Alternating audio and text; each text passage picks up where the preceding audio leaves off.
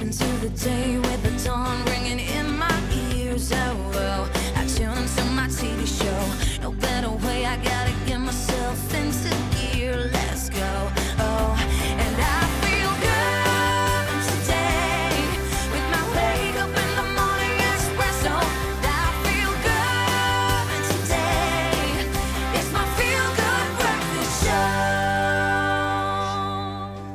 And a very good morning. Welcome to your Feel Good Breakfast Show, Expresso. It's a Monday morning. What's happening, brother, man? Brother. Have a good weekend? Oh, fantastic weekend, dude. What I'm going to say is nothing. Yeah. So much controversy on the sporting fields this weekend. You understand exactly what I meant by that when we recap. Of course, the Proteas, massive. We were spanked, basically, in the cricket by England. It was awful, but we'll get into all of those permutations. We're also going to round up the British and Irish Lions to a draw, history made, and for all the wrong reasons. Ashfaq Mohammed joins us for a bit of a recap. Absolutely. We also check out some of the latest trending topics online, one of which includes a guy's reaction at the birth of his child, which should be something to take a look at. And of course, take a look at this. The ladies of Six the Actor in the house, and they'll be performing for us. I love you, I love you, I Take love it, you. girls. Yes. Spirit figures. Yeah. I love it. Amazing. It's going to be a fun show this morning. Then, of course, we're going to throw forward to the PSL Awards, the biggest night in the local footballing calendar when it comes to awards. We'll get into those ins and outs a little bit later. Absolutely. Well, let's get this day underway and say hi to Zoe. Well, good morning to you too. And let's take a look at what you can expect in your weather. Seems like most parts of the country can expect a drop in temperatures with an icy start to the morning, reaching cool but partly cloudy conditions. Temperatuur in Polokwane 6:24, Mbombela 11 met 'n maximum van 30, Pretoria 7:24, Johannesburg 6:22, Mahikeng 9:26, Klerksdorp 7:24, Kimberley 5 with a high of 21. Bloemfontein 1 with a maximum of 20, Richards Bay 13:21, Pietermaritzburg 6:16, Durban 14 with a high of 20, Mthatha 13:16, East London 8:18, Cradock starting off a cool -1 with a high of 15, Port Elizabeth 7:17, George 5:13, Sutherland -4 with a high of 8, Cape Town 7 reaching a cool 14, Worcester -1 with a high of 12, Springbok 1 with a high of 16, and in Uppington expect a low of 5 with a high of 23 degrees Celsius. That's where we leave your traffic for now. We'll bring you another update in half an hour's time. But let's take a look at your traffic, starting off in Gauteng, Germiston. Now, as usual, there is some congestions on the N3 northbound. That's from the Geldenhuys interchange and Stanhope Road. If you're in Cape Town, Bellville, on the N1 inbound, there is congestion building from the R300 highway. That's where we leave your traffic for now. We'll bring you another update in half an hour's time. Mum, I fought a dragon. Of course there's a scratch.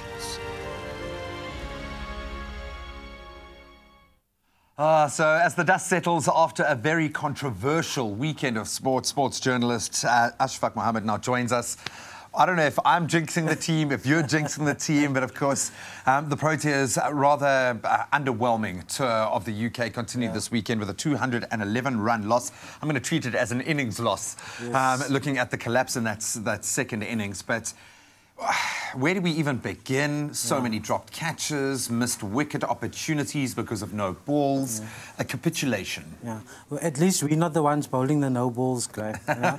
We're not dropping the catches. So it feels like it, yeah, dude. I'm that emotionally invested in this team, what's man. most disappointing, Graham, is the manner of the defeat, not the margin so much. Just as you mentioned, the drop catches, but in the batting yesterday, the lack of application. You know, it's a 5-day test match, and you get guys just missing balls, going back when they should be forward, all those basic tenets of Test cricket. They just couldn't carry it out. And, you know, you have to question then, was the preparation good enough? You know, was the mindset changed from the disappointing one-day tournament, the Champions Trophy, and the T20s that they lost?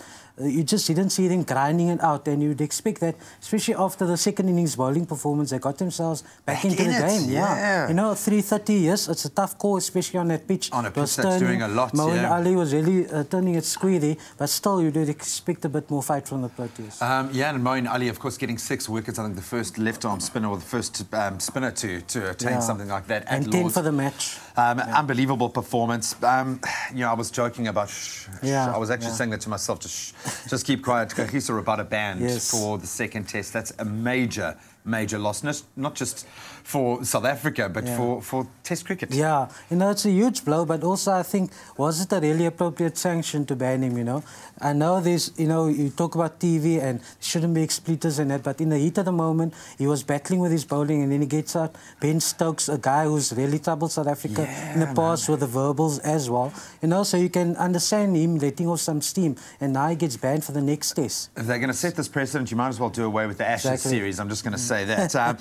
So we talk about controversy on the sporting fields. Doesn't get much more controversial than Romain Poitras' final decision in the final British and Irish Lions match up against the All Blacks. Game drawn, series drawn. What on earth is happening in the world of rugby? Some of the memes going on social media about Romain Poit and rhyming with twat and things like that. You know, it's tough calls. But, you know, Romain, I think he buckled under the pressure of the big call. You know, not wanting to hand the All Blacks the series win there. But he should have. It was a clear penalty. The guy played the ball in an offside position. It didn't hit him, you know. And that was his original decision. I don't know why he then went back and reversed it. But that being said, I think we have to say, to echo John Robbie, who put it perfectly, a moral victory for the Lions. Yeah, you know, and Kieran Reid afterwards saying it's probably the good result for rugby, but for me, you know, there should be winners in rugby, and the All Blacks should have taken that one. Well, we're going to turn our attention to football and the PSL awards happening a little bit later tonight. We're going to tip our hats to Wayne Rooney, of course, as well, moving to Everton, his spiritual home, on a free transfer there. But we'll talk football a little bit later this morning, give you a bit of a pre-prep for who could win big at the PSL awards tonight. Well, listen, we're connecting with you on social media, and can I just say the FOMO was real these last 2 weeks when Leanne and her friends, including our studio manager Lucian Albertine, went to Thailand for holiday. Well, she is back looking incredibly radiant, and look, she really enjoyed her holiday. So we want to know from you, if you had to go to Thailand, would you ride a scooter, try local cuisine, or visit the islands? And taking a look, everyone is saying either. Vincent says, good morning Expresso fam, have a beautiful blessed day. I'll try the scooter. Innocent also saying he will do the scooter because he's never driven one before. Valdine says, good morning, welcome back Lee, most definitely the islands. I love how everyone says they'll either do the islands or the scooter, but no one here says anything about trying the local cuisine. So there you have it. Continue to connect with us on social media with our hashtag Expresso Show. Well, thanks so much, Zoe. After the break, we take a look at the trending stories online, including a guy's reaction to the birth of his child, which should be pretty sweet, right? I hope so, but it's quite an intense experience to go through, dude. So we wait with bated breath. Likewise, for a performance from these ladies. Look at those smiles. The cast of Sister Act are here ahead of their performance at the Artscape. It's going to be magical. We'll see you now.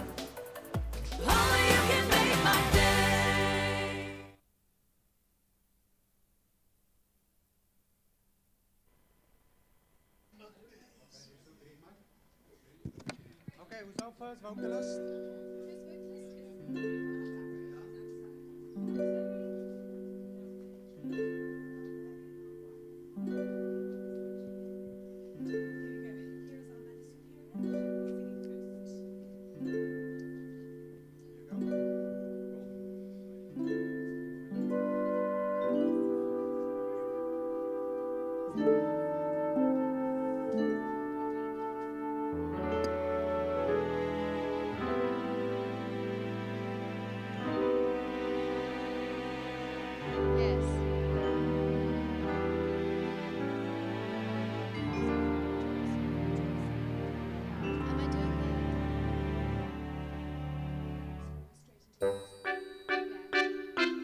And not just her.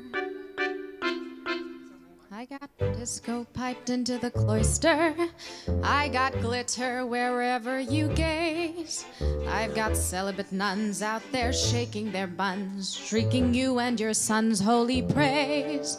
I've got altar boys prancing in silver lame, requiem mass with a strobe light display. Lord, if you're testing my faith, may I say it's not fair. With everything I've got, I haven't got a prayer. No, I've got fog machines clouding the altar and a mirror ball over the apps. Yeah, my hand shaking uncontrollably, but other than that... You'll be a camera. Okay, am I standing? Yes. Okay, Ah. everyone back to the green room. We're doing your performance later. So, does your dialogue start in when the music starts? What do you need to Just do? before, my cue is, please, Cool. You can just move back for me. send me a sign that I might have clarity and peace. So, my cue is, dearest Lord, this is one for the books. Books. Great. So if we say, dearest Lord, this is one for the books, and then they can start the music. Dearest God, I know you move in mysterious ways, but this is one for the books. Oh, no. I'm frightened. Everything that I've dedicated my life to is falling apart. That's it, falling apart. Can you change it to, this is one for the books? Yeah. So what is the line before? So you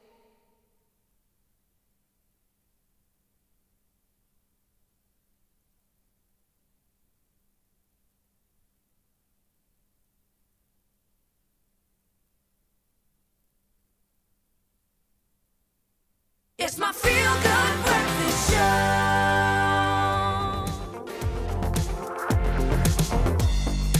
Welcome back. You're live with Expresso. Thank you so much for joining us at the start of a brand new week. Let's see what the stars have been up to over the weekend. I suppose if you were tracking social media, there was only one thing. Absolutely, yeah. The party of the year has officially happened, or at least if you ask Bonang.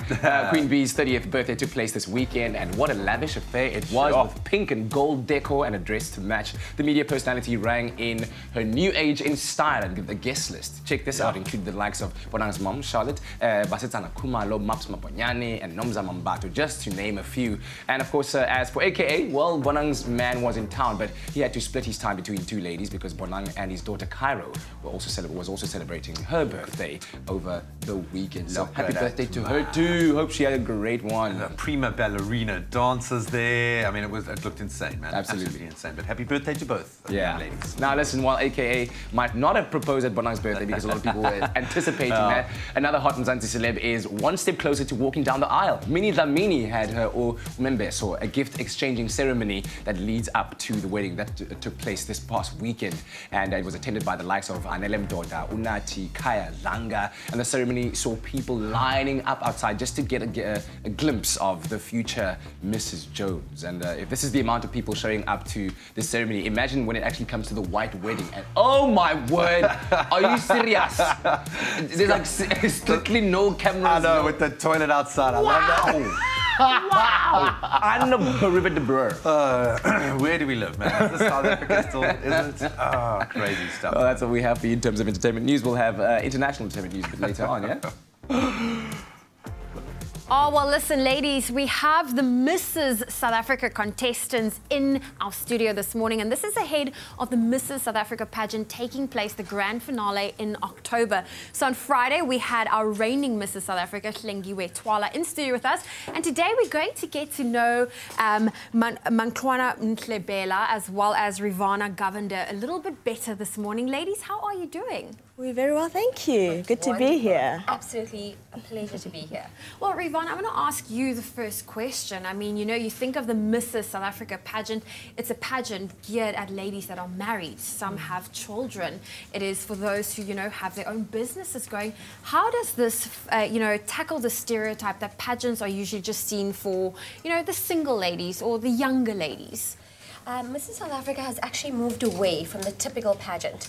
It's become more of a woman empowerment program, and this year we've actually had a major rebranding as well, aligning ourselves more with the spirit of Ubuntu. And I think particularly this year, it's about breaking those stereotypes. It's about showing that every woman is beautiful, every shape, every size, every personality, no matter what you choose, what walk of life you come from, but we're all beautiful. Oh, you know what? I love that. And Mankwana, I'm going to ask you this question with regards to what has this competition in terms of its sisterhood meant, bringing the girls together?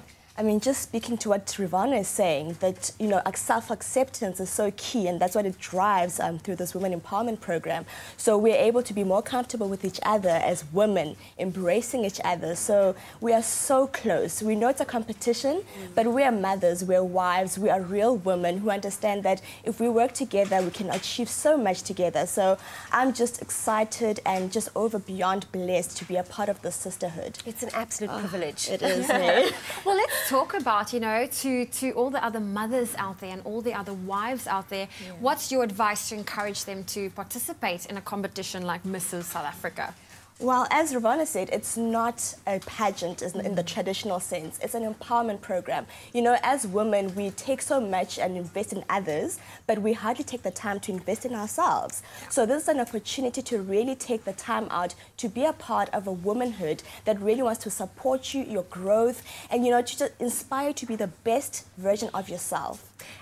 And being true to yourself and not forgetting about yourself. Yeah. I found, you know, personally in my journey, we become so in tune with our family and our husbands and our children, and we tend to lose a bit of ourselves. And, you know, this journey for me has also been about finding myself again. And in that way, I've been able to give even more back to my family. And it's, you know, I've seen the change in myself, in my confidence, just by being around these like-minded and inspiring women. It's been amazing. It seems incredible, and I know you guys enjoyed your lifestyle challenges yesterday. I'm going to wish both of you the best of luck for the finale taking place in October. And if you're a big Mrs. South Africa fan, stick around because the ladies will be taking over the whole morning. Well, I'll tell you what, this savings month is a very, very big one because we're determined to get financially fit and to save as much as we can. And one way that you can do so is by avoiding unnecessarily high banking fees. And this is why we're loving Nedbank's pay-as-you-use account for R5 a month. And it's a fully transparent account with everything that you need. And the best part of it, well, it keeps you in control of what you pay and use, and all for just R5 a month. That really is next to nothing now. The account is a fully-fledged Nedbank transactional account that has been designed to help you save at its heart. And we've made it really easy for you to find out more information and to get signed up as soon as possible. All you have to do is SMS NEDPAYU to 30755. Then, of course, the Nedbank team, they'll be in touch with all the information that you need. SMSs are free, and the terms and conditions can be found at nedbank.co.za. I'm a dreamer, a doer. I know the hustle. I just need my money to hustle for me.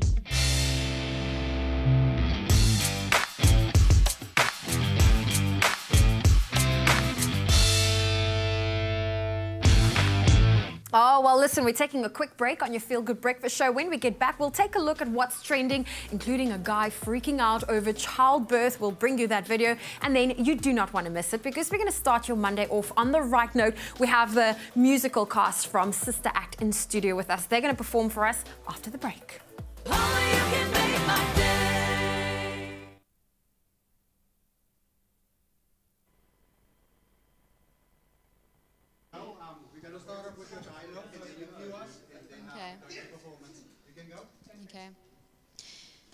Dearest God, I know you move in mysterious ways, but this is one for the books. That's so cute. Please, send me a sign that I might have clarity and peace. I know my struggles pale in comparison to those who have come before me. St. Anthony had visions in the desert. St. Joan had voices in her head. St. Ignatius got beaten, then partially eaten, then hung by the feet until dead. St. Stephen got stoned, and St. Francis disowned. All got tested and passed, as it were. And like it or not, just look what I've got. Her. And not just her. I got disco piped into the cloister. I've got glitter wherever you gaze.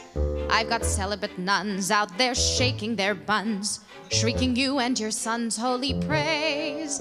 I've got altar boys prancing in silver in the May, requiem mass with a strobe light display. Lord, if you're testing my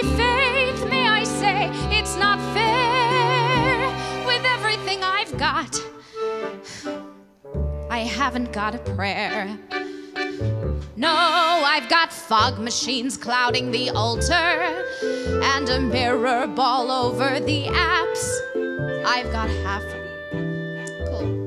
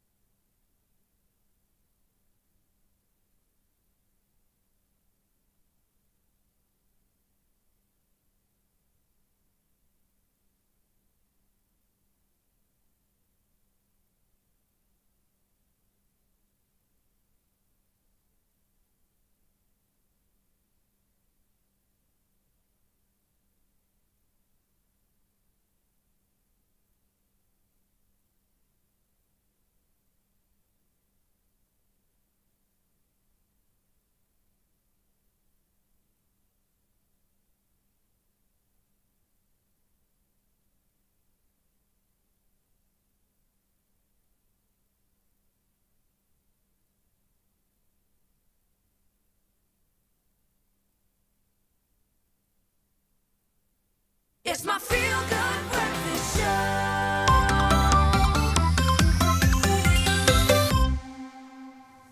Welcome back. You're live with Expresso. Thank you so much for tuning in. We love to have you here. Time to have a bit of a laugh. And if, like us, you love spending time on social media, then this is an offer you just cannot miss out on. Vodacom is about to make your day with up to 1 free gig of data every day this week. Vodacom is offering customers a chance to explore more of the internet with the Make Your Day campaign by giving you access to a new site every day of the week. And Monday is all about Facebook. So we thought we'd trail Facebook, see what was trending on our timeline, see what was trending on your timeline for those interesting, funny, and often random stories. What you got? Oh, well, we found a story from a viral content page called Karma on Facebook. They posted a video of a father witnessing the birth of his child, and he tries to comfort his wife, but it just gets too much for him. It gets too much. Gosh, look at him.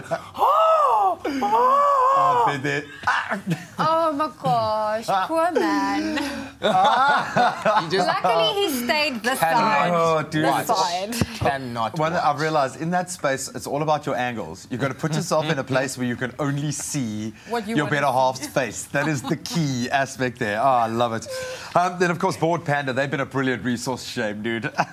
I know he's paid. Now, we know Board Panda, they're often a resource that we lean on for really humorous little exposés, and they have compiled a nice little pictorial on design fails. And it really does highlight some designs that were far better suited for making us laugh on a Monday morning than they were for their actual intended purpose. That's quite funny. If I had a pair of scissors. Oh, that is so funny. Oh my goodness. Oh no, the mirror's on the wall and you're in the bathroom. That is my word. Absolutely Why horrible. would you do that? No. Oh, shame. Mirror ceilings should not be in the bathroom. Oh, fail. Well, listen.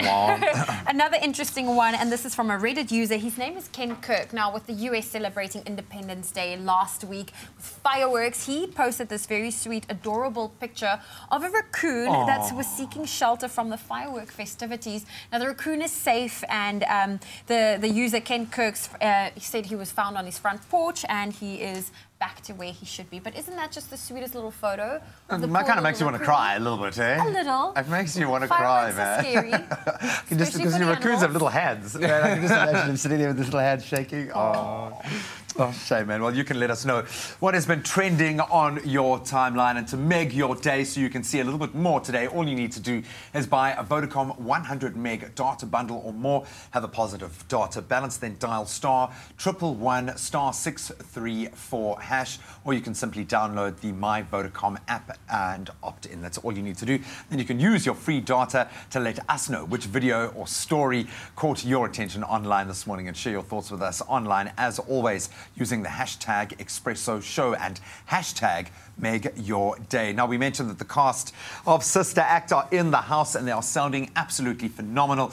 We have got Mother Superior here to kick things off. And this morning, we're looking back to the 1997 performance with the release of an all-time favourite. Yes, Sister Act is back, and it makes its way to the Artscape Theatre stage. And the musical tells the story of a woman who is forced into hiding, and whilst helping a convent of sisters to discover their voices, discovers her own. And it's a sparkling tribute to the universal power of friendship, and they are here this morning to take our breath away. Here is Zoe McLaughlin with I Haven't Got a Prayer.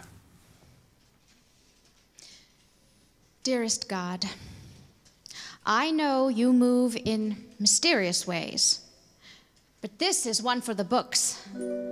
Please send me a sign that I might have clarity and peace. I know my struggles pale in comparison to those who have come before me. Saint Anthony got visions in the desert. Saint Joan got voices in her head. Saint Ignatius got beaten, then partially eaten, then hung by the feet until dead. Saint Stephen got stoned and Saint Francis disowned. All got tested and passed, as it were. And like it or not, just look what I've got. Her. And not just her. I got disco piped into the cloister. I've got glitter wherever you gaze. I've got celibate nuns out there shaking their buns, shrieking you and your son's holy praise. I've got altar boys prancing in silver lame, requiem mass with a strobe light display. Lord, if you're testing my faith, may I say it's not fair. With everything I've got, I haven't got a prayer. No, I've got fog machines clouding the altar and a mirror balled over the apse. I've got half of the flock dressed to utterly shock, and the rest wearing moon boots or chaps. I've got bikers and addicts and punks in the pews, several transvestites, a handful of Jews. Lord, can you blame me at all if I choose to despair? Not. I haven't got a prayer. I thought I'd get a glimpse of glory. I thought I'd get a taste of grace. I thought I'd get to bring your kingdom closer to earth. I thought I'd get to make this fallen world a finer, gentler place. Haven for the soul, more safe, more pure, more whole. But no, I've got priests doing moves like Travolta, a communion that's somehow risque. People flailing their limbs, getting down to the hymns, while their sanctity dims day by day. And I don't have a clue what to do except grieve. Don't know in what or in who to believe. Don't really know if it's true that you're even still there. So tell me, are you there? Tell me, do you care? Lord, if you're there, if I can get your ear, I've had it up to here. Please make her disappear.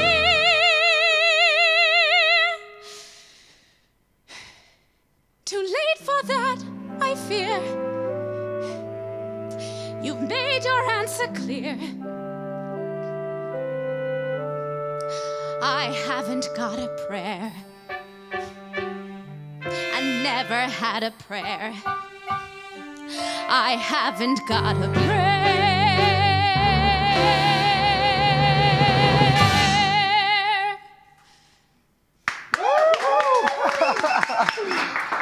Mother Superior, celibate nuns shaking their buns. I mean, none of us have a prayer. That was amazing. Thank you so much. Shades of Julie Andrews there. Oh, wow. What an unbelievable character to play. First of all, She's an amazing talk us through Mother Superior, because you are so young and fresh, and you're playing quite a commanding role here. Talk us through that process. Yeah, she's an amazing character.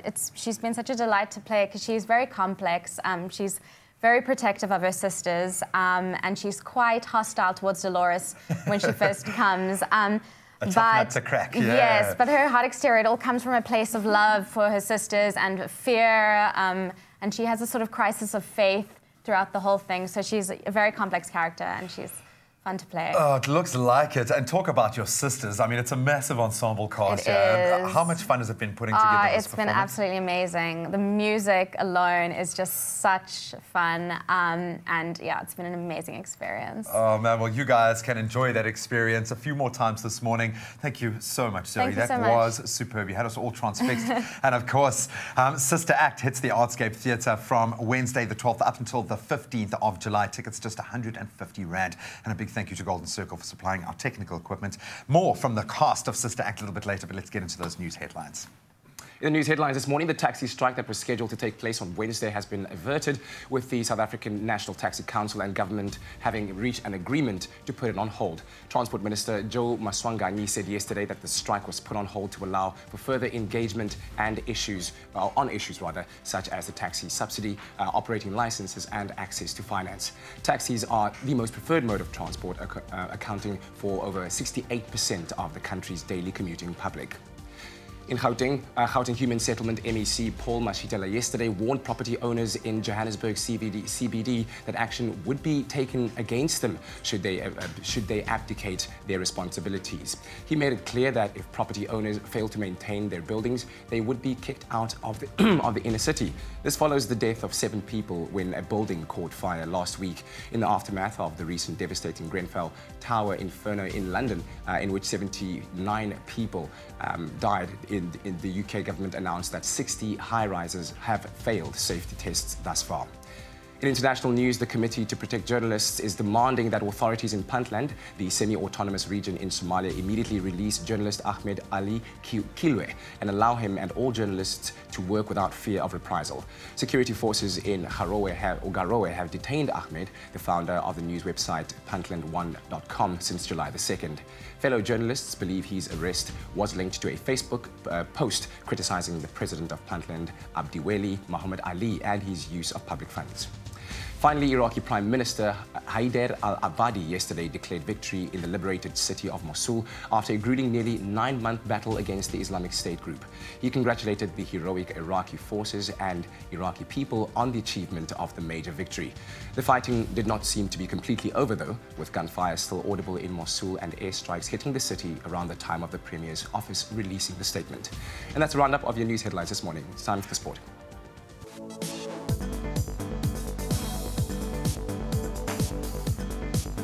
Start with cricket this morning. England took a 1-0 lead in their 4-match test series against the Proteas. That was after claiming a 211-run win at Lord's yesterday, chasing 331 to win. With 2 days remaining, South Africa were bundled out with only 119 runs on the board, as England's Moeen Ali took 6 wickets to help guide his side to victory, capping off a 10-wicket haul over the both innings. Then the second test of that 4-match series gets underway this coming Friday at Trent Bridge. Then the South African women's cricket team secured their 3rd win of the World Cup as they beat India by 115 runs on Saturday. Batting first, South Africa put an impressive 273 runs on the board in their allotted 50. In reply, India could only manage 158 before being bowled out. Some other results from the weekend saw England beat Australia by 3 runs. The West Indies owning a 47-run win over Sri Lanka, while New Zealand they downed Pakistan by 8 wickets. Then moving to rugby, the Southern Kings pulled off yet another shock victory in Super Rugby this weekend as they beat the Bulls by 31 points to 30 at Loftus Versfeld on Saturday. Kings captain Lionel Cornelius converted a penalty in the final minute of the game, a controversial one at that, to see his side earn their 6th win of the season. Some other round of 16 results from the weekend saw the Stormers grind out a pretty simple 52-15 win over the Sunwolves, while the Waratahs, they suffered a 40-27 loss to the Jaguares. Then on to football. Zimbabwe were crowned kings of Southern Africa yesterday as they beat Zambia by 3-1 in the CASAFA Cup final. So that convincing victory in Rustenburg saw Zimbabwe earn their 5th CASAFA Cup title, making them the most successful nation in the tournament's history. Some other results from the CASAFA Cup saw Tanzania claim the bronze medal. That was after a 4-2 penalty win over Lesotho, while South Africa, they saw out a 1-0 win over Namibia in that 5th and 6th place playoff. And that's where we leave our sport for now.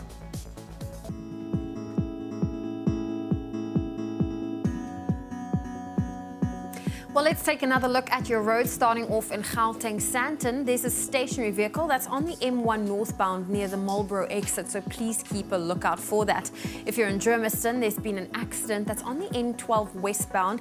It's in the left lane, that's before Craft Road exit, so you can also expect delays on that route. In Cape Town, Athlone, on the N2 inbound, there's congestion between Danafontein and Hospital Bend. That's where we leave your traffic for now. We'll bring you another update, but let's quickly take a look at your weather. And it seems like most parts of the country can expect a drop in temperatures with an icy start to the morning, reaching cool and partly cloudy conditions. If you're in Polokwane, expect a low of 6 and a high of 24. Mbombela 11 met 'n maximum van 30. Pretoria 7:24. Johannesburg 6:22. Mahikeng 9:26. Klerksdorp 7:24. Kimberley 5 met 'n maximum van 21. Bloemfontein 1 with a high of 20. Richards Bay 13:21. Pietermaritzburg 6:16, Durban 14 with a high of 20, Mthatha 13 reaching a high of 16, East London 8:18, Cradock -1:15, Port Elizabeth 7 with a high of 17. If you're in George today, expect a low of 5, a high of 13, Sutherland -4 reaching a cool 8 as a maximum, Cape Town 7:14, Worcester -1 with a high of 12, Springbok 1:16, and in Uppington expect a low of 5 with a high of 23 degrees Celsius. That's where we leave your weather for now. At Samsung, we develop technology so you can live life. Samsung, a way of life. So now we have to ask, have you been following the entertainment news lately? How up to speed are you on your local and international celebs? Well, let's put that grey matter to the test with a little guessing game we love on a Monday, where we blur out the famous face of someone that you should know and let you guess who they are. Kat has a trick that you... Yeah, you got to stand like a bit away from your TV and then do this. So it works. Anyway, let's give you some clues. We want you to guess the name of this South African actress who was born on the 13th of July, 1990. In Kwamashu, she has been nominated for an African Movie Academy Award for her lead role that she played in Tell Me Sweet Something. This might give it away. She stars in soapies like Isibaya and Umlilo, and she is gorgeous. I'm just going to add. And she recently co-hosted the BET Award, so that's got to be a dead giveaway. Think about that one, then once you've guessed who we're talking about, head on over to our social media pages and, of course, use hashtag Expresso Show, and let's see whether you can guess who. Oh, well, listen, I'm taking a look at our timeline because Bonang Mateba is trending online for celebrating her 30th birthday. And, you know, any birthday is not just celebrated anyway. She goes all out. Maps Maponyana tweeting a video about the entrance. Absolutely incredible. Do go and check it out. Kanye Ndlomo says a beautiful, fun, and memorable. See, I try to combine all three words in one. Celebration of Bonang's 30th birthday last night with her family and friends. More blessings to come, Bonang. She obviously sent the tweet yesterday as the party took place on Saturday. Paul Moriadi says, a magical celebration fit for a queen. You are loved dearly, Bonang, with that hashtag Bonang turns 30 currently trending. So do go check it out if you'd love to see more videos and photos of everything that went down. But of course, continue to connect with us as well with our hashtag Expresso Show. What a beautiful fun, eh? What a beautiful fun and memorable. Okay, so we're going to get into what's going to be trending probably tomorrow morning. The PSL Awards are happening tonight. It's going to be a glittering affair after an awesome season that's all. Wits comes out tops. I wonder if they'll take a lot of those categories, but we'll get into that with Ashfaq Mohammed after the break. Absolutely, and also if you're looking for some inspiration on this Monday morning to get your training on during the winter, look no further than this man over here. Good morning, South Africa! Good Johnny! Yeah!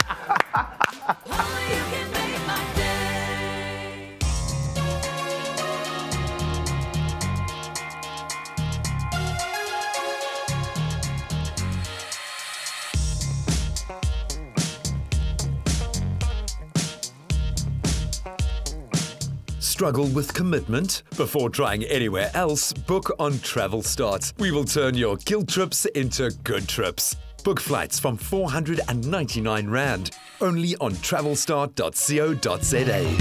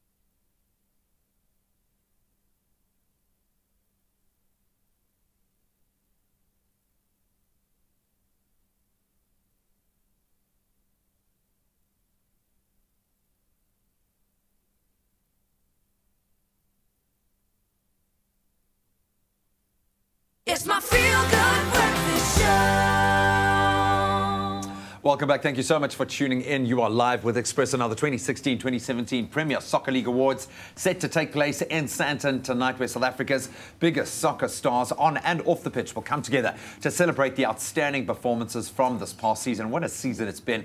Sports journalist Ashfaq Mohammed has stuck around to take us through some of the big names in what promises to be one of the most competitive PSL awards, I think, in history. And I've been calling this the era of the super manager. Yes. And when you look at the South African narrative this season, there are so many stories. This is going to be tough. Gavin Hunt, Pitso Mosamane and Eric Tinkler.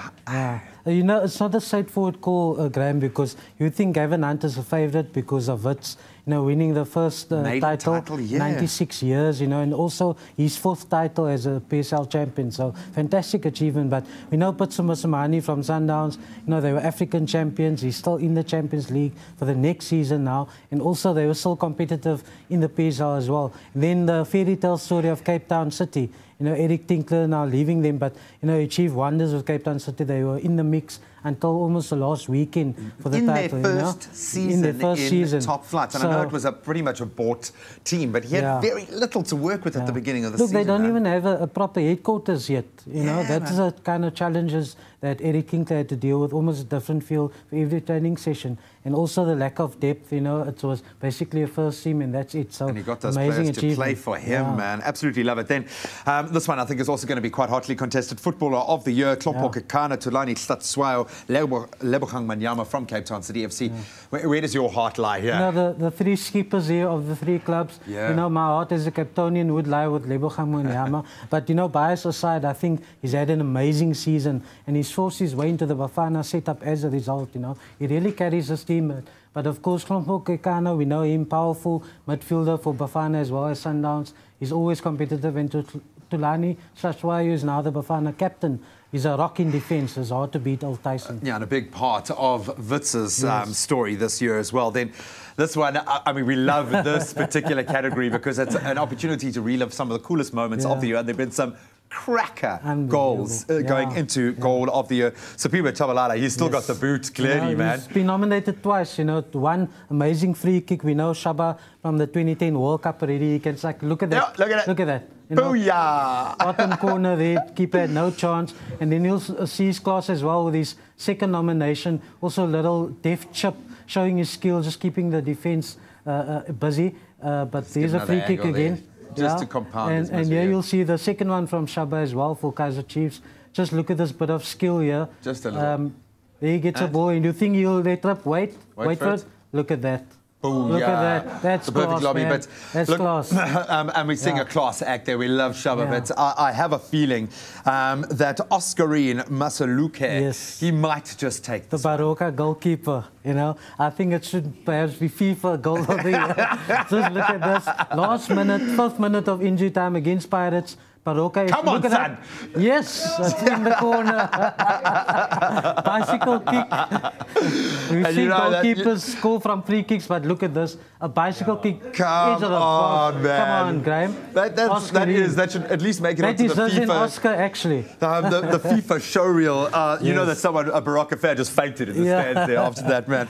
Oh, awesome stuff. Thank you so much for taking us through that. I know it's going to be an awesome night tonight. An opportunity to relive what has been one of the most competitive and interesting PSL seasons. We've got Wits taking their first ever title in nearly a century. Incredible stuff. But we look forward to being able to catch it all live tonight. And in addition to the Coach, Player and Goal of the Year honours, 13 other awards will be handed out tonight. You can catch all of that winning action live from the PSL Awards on SABC 1, kicking off at 9 o'clock. Yeah, and ever since that goal, I'm a paga, I have never been the same. But hey, listen, it's a Monday morning, and as always, we like to keep you updated on the latest news everywhere, including in tech news, of course. And this morning, we're looking at a new cybersecurity amendment bill that will be active in South Africa soon. And we're joined by editor of the bandwidthblog.com, Janse van Rensburg. Oh, Janse van Vieren, excuse. How are you doing, mate? I'm doing well, and yourself? Good, good. We'll get into the ins and outs of the bill in a second, but tell me first about the growth of Facebook in South Africa. It's been absolutely massive. 10 times its growth since it first started and people took onto it. Yeah, in South Africa, the growth has been massive, but throughout the world, the growth has been massive. And in this past week, Facebook announced that they've hit 2 billion monthly active users around the world. So that's more than a quarter of the world's population are now active on a monthly basis on Facebook. And that's obviously part of their drive to get as many people onto the platform. Yes, it's a massively important driver in terms of advertising, but they do want to connect the world, which is their main driver. With some initiatives that they have, like their Aquila drones, trying to get people internet that have never been able to have internet before. And they also have internet.org, which is basically there to get 7 billion people onto the web as soon as possible. And obviously this will drive their revenue, but it's also very important for them to connect people. Okay, cool stuff. And another thing that's seen a major growth and a boost is Bitcoin. The internet currency, if you will. I mean, for me, I didn't understand it, but I understand that they're also facing a lot of competition with people coming into the market. But what is the thing behind Bitcoins, and why on earth are people still all about them? Well, cryptocurrencies are the new big thing, right? They're shaking up the financial world right now. And Bitcoin, while they were the first, and they are still the biggest, so they still make about 40% of the world's cap in terms of all of the cryptocurrencies, they're starting to get some real competition from the likes of Ethereum, which basically went to $350 per Ethereum, so like 1 unit of the currency. And as you know, Bitcoin has hit past the $2,500 for 1 Bitcoin. So there's a lot of different cryptocurrencies out there in the market, but Bitcoin is still staying strong while the others are kind of finding their feet. Yeah. All right. And finally, let's talk about this cybersecurity amendment bill, which is now in the pipeline, and it's currently open for public comment. Right. So everyone should be taking note of this, because obviously it affects us, especially we know we've been talking about cybercrime in South Africa. So take us through the ins and outs and the features of this proposed law. Well, this is just to get us kind of up to world standards, to put it that way. You know, there's a lot of cybersecurity initiatives around the world, and we have to legislate as much of it as possible. So this bill is, first of all, to get us up to scratch in terms of the normal things you expect, like hackings, breaking into people's data vaults, those kind of things. But the controversial part of this bill, and this is why I would encourage people to actually go to bandwidthblog.com and check out the bill itself. It's an 88-page document, so it's a bit of a hard read, but just go check the part about electronic messages. So the electronic messages you send someone else under this bill could now be criminalized. It's quite scary, so we need to actually talk about this in quite a large sense, and that's why we encourage people to actually go check out the bill.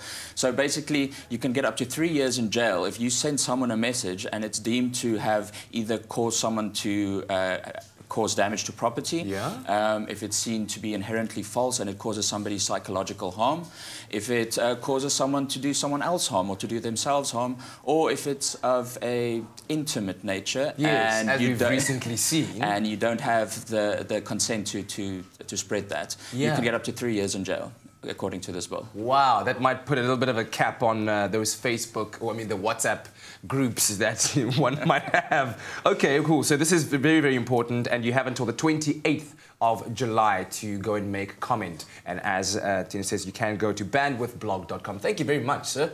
I feel like I'm up to date right now. So last week we saw the reigning Mrs. South Africa, Lingwia, tell us a little bit about the lifestyle challenge that contestants would be facing over this last weekend. Now joining us to tell us a little bit more are our current contestants from this year's pageant, Esme Boysens, Megan Nell and Rona Erasmus. Good morning, ladies. Morning. We'd expect nothing less than you looking amazing. Thank you so much. Embracing a lifestyle challenge, and one that looked like it got quite tough. That is something that might be a little bit of out of the box for a beauty pageant, so-called beauty pageants. We now know that Mrs. South Africa goes far beyond that. So let's start with the challenge. First of all, Esme, what did you guys get up to? What was the challenge all about? Well, wow, so many things. Really believe it. But it was, we had amazing photo shoots, like our Caribbean 10 photo shoot was Every Woman is a Goddess. And we really were goddesses. We felt it and we owned it. And it, you know, it was really so empowering to just, you know, be able to see all of ourselves. We are married ladies, we've all had kids, but it's just, it was the most empowering experience. And it is all about, you know, all of us getting to know each other better and, you know, to connect with that sisterhood. And it is a sisterhood. Rebecca was a contestant last year. I've known her since she was literally a young girl, and she said Mrs. South Africa is one of the most challenging things that she's ever had to embrace, and this kind of embodies that because there is a team element. What was it like, Megan, being thrown into a team environment now where you've got to work with your competitors, essentially? Well, you know, initially you are the matriarch of your home. So being a team, it's like, I'm the head, you listen. You're nodding emphatically there. I am mom. But you know what? It's divine to see that we're all strong and that we've all got to pull together. Because it's not an option, you know. So being in a team, it's also how do we delegate? Who does what? And back off when someone is delegating. So that part was really amazing. And to see who shines. And who's got the strength to do what, and let them go with it. So that was quite amazing. Being a mom, being the person who kind of keeps your household together, does it make you better at doing challenges like that? Do you find these soft skills that you've developed, Rona, as a mother kind of aid you in this kind of competition? Yes, I definitely think so. You know, being a mom, most of us, we have our own businesses. We are busy with teamwork the whole time, you know, in our lives and in our homes. And it's just amazing to see these ladies coming together from different backgrounds and just standing up and just saying, here we are, you know, and we're going to do this together. We're sisters, essentially. At the end of the day, we're going out of this, and even if you go out of this not winning the crown, we all win something, and what we all gain by this is the sisterhood. And it also makes you a #1 priority, and I think often as a mom or a wife or a partner in a relationship, in a family sense, you might have to take a back step. Is it cool being on that pedestal? Does it feel like that this is that opportunity? You know, I do like it, as women and as mothers and as wives. We sometimes, you know, we put everyone above ourselves. And Mrs. South Africa, especially for me, it's just been like, put yourself first for a change, you know, and be the woman you've always wanted to be. And it's really giving us that platform to do that. Now, you can feel how empowered you all are through this process. So congratulations, ladies, for making it this far. But don't forget, it's a competition, okay? So the sisterhood can only go so far. Okay, you've got to battle it out at some point. But ladies, well done for embracing the lifestyle challenge and every challenge that comes with this. I think it sends a wonderful message to other women in South Africa as well. So congratulations on the successes. And the gloves will be coming off shortly. So we've got to thank all of our contestants who have helped us this week kind of open a window into Mrs. South Africa. And if you're a Mrs. South Africa fan, then stay tuned because we've got more exciting segments with these incredible ladies coming your way. Inubulele elethuba indilifimu yolukuba umthethe nani nahlamja igama la Mungu Riambarna igama la Mungu Zoe Brown Zivi Zoe Brown. Good morning, ladies and gentlemen. Ladies and gents, you know what that means. We have Rian Barnard in studio and it's all about fitness this morning. So usually we say do a warm-up before we do the exercises. In fact, today that's what we're doing. We are doing the warm-up. Yeah, so we're going to start at the bottom. We're going to go with the ankles. Okay. So just take your right foot. We do the balancing, ladies and gentlemen.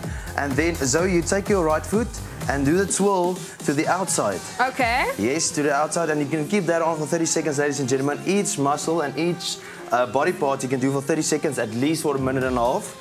And then you and then the inside, and then we go to the other side. Okay. To the left foot. Yes, to the outside. Warm-up is very important because Very it sets crucial. the tone. Like I think that's where most injuries come from. Definitely. I actually had an injury myself from previously not warming up right. So let's go to the lower back, the hamstring and the bumps. We're going to squeeze them out and slowly go down. And now, Zoe, we can basically do a breaststroke swim. So I'm just going to move over to the right and left. And this is also for your shoulders. Keep your chin up straight. And that is your back, your hamstring. Can you feel it? Your shoulders. Yes. Yes. And your lower back. And you can go slowly down. And this you're going to also keep for about 30 seconds, ladies and gentlemen. And then the backstroke. Now we can go up, Zoe. And this is also for your shoulders and for your skouers and your rug. Say. En dit is soos die rugslag, backstroke. Doing a swim, getting the blood flowing, getting ready for the day. Warming up. Yeah. Yes. Warming up is all. You can feel the body is busy warming up. Definitely. It's something that people definitely don't always do, and it's crucial to do. Okay. Nice. And now there's the salt and pepper on life. So you throw this for your tricep, for your arms, for your shoulders. See, Make these it are the loose. things a girl doesn't want to jiggle on TV. Yes, yeah. But you must jiggle them. That is It's for working them. warm-up purposes. Yes, warm-up purposes. And it's basically throwing salt and pepper. That's as easy as that. And Hey, that's a these warm-up. aren't supposed to jiggle. No. And then you can just swing your arms like this. It's for the chest, the back, the shoulders, getting the blood flow, getting ready for the day. Ooh, can you feel it? It's like a type of Zumba. And then you can go, you can do a step. This is warm-up. This is warm-up. It's all it is. Warming up for what you're going to do. Take on the day. Yes. Oh, well, it's always so great having Rian in studio with us. Rian Barnard, where can people find you online? Tikavati and at Barnard Rian7. And yes, www.tikavati is TIKEVATI.co.za. There you have it. Ladies and gentlemen, that was our warm-up for you on your Feel Good Breakfast show. Oh, gotta love it, a positive force of nature. And if you want to be the same, well, it's almost Mandela Day. And if you're looking for a way to help the country that we love so much, then why not be a part of the 27 Suitcases campaign with Travel Starts? From now up until the 18th of July, Travel Starts are going to be collecting clothes, toiletries, non-perishable food, and of course, children's toys for those desperately in need. Then these items, they're all going to fill 27 suitcases that will be sent to 27 charities across the country. Now, for all of the drop-off details, visit the Travel Start blog. And if you drop off at the Travel Start head office in Cape Town, you will be rewarded with a free cup of delicious coffee. So go and do it today. Make a difference in someone's life with Africa's leading online travel agency, Travel Starts. Hey, and talking about making a difference, July is Mental Health Awareness Month, and the 10th of July, which is today, marks Panic Awareness Day, and we'll be speaking to psychologist Bradley Drake about trying to understand it better. And then Claire's in the house. We're going to be making some sweet corn fritters. We are. Delicious. It's going to be delicious with maple bacon and some guacamole. Oh, yes. The perfect way Where's to the start. salt?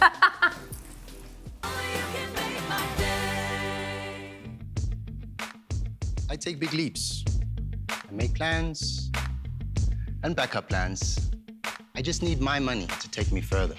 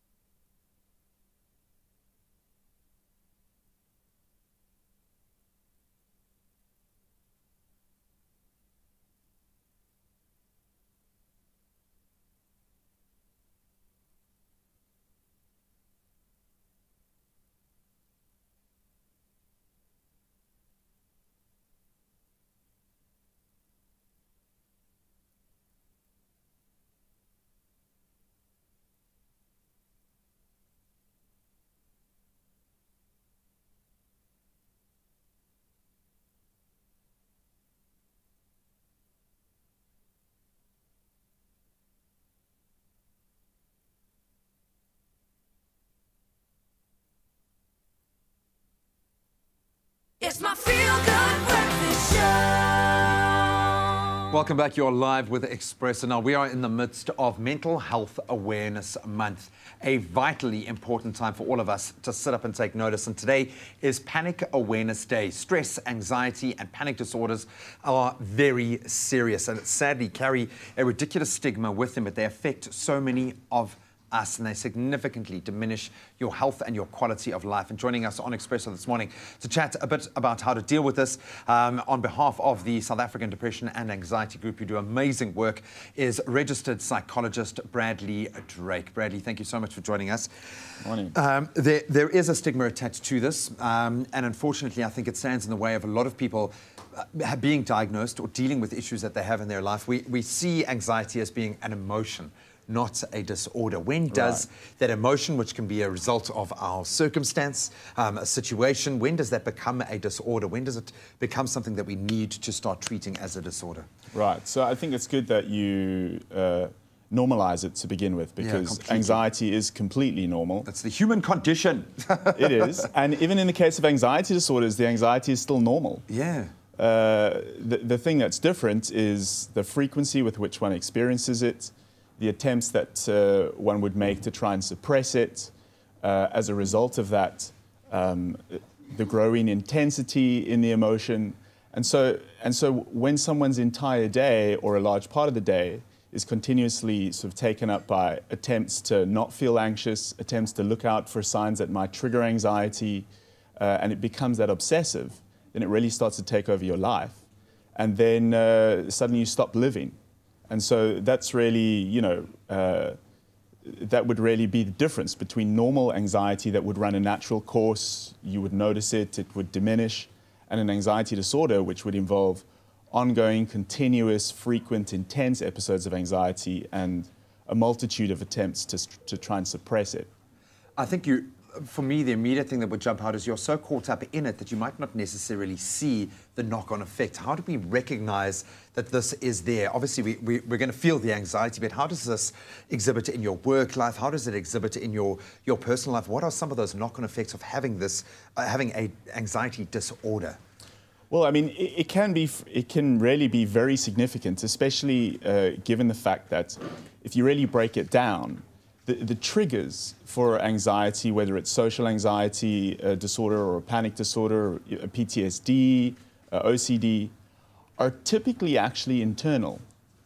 So whilst one might think, well, the triggers must be external, there must be something in my external environment that's triggering this, that's often not actually the case. Often the case is it's a particular thought that pops into your head that you've been trying to suppress, or a particular physical symptom, elevated heart rate or lightheadedness.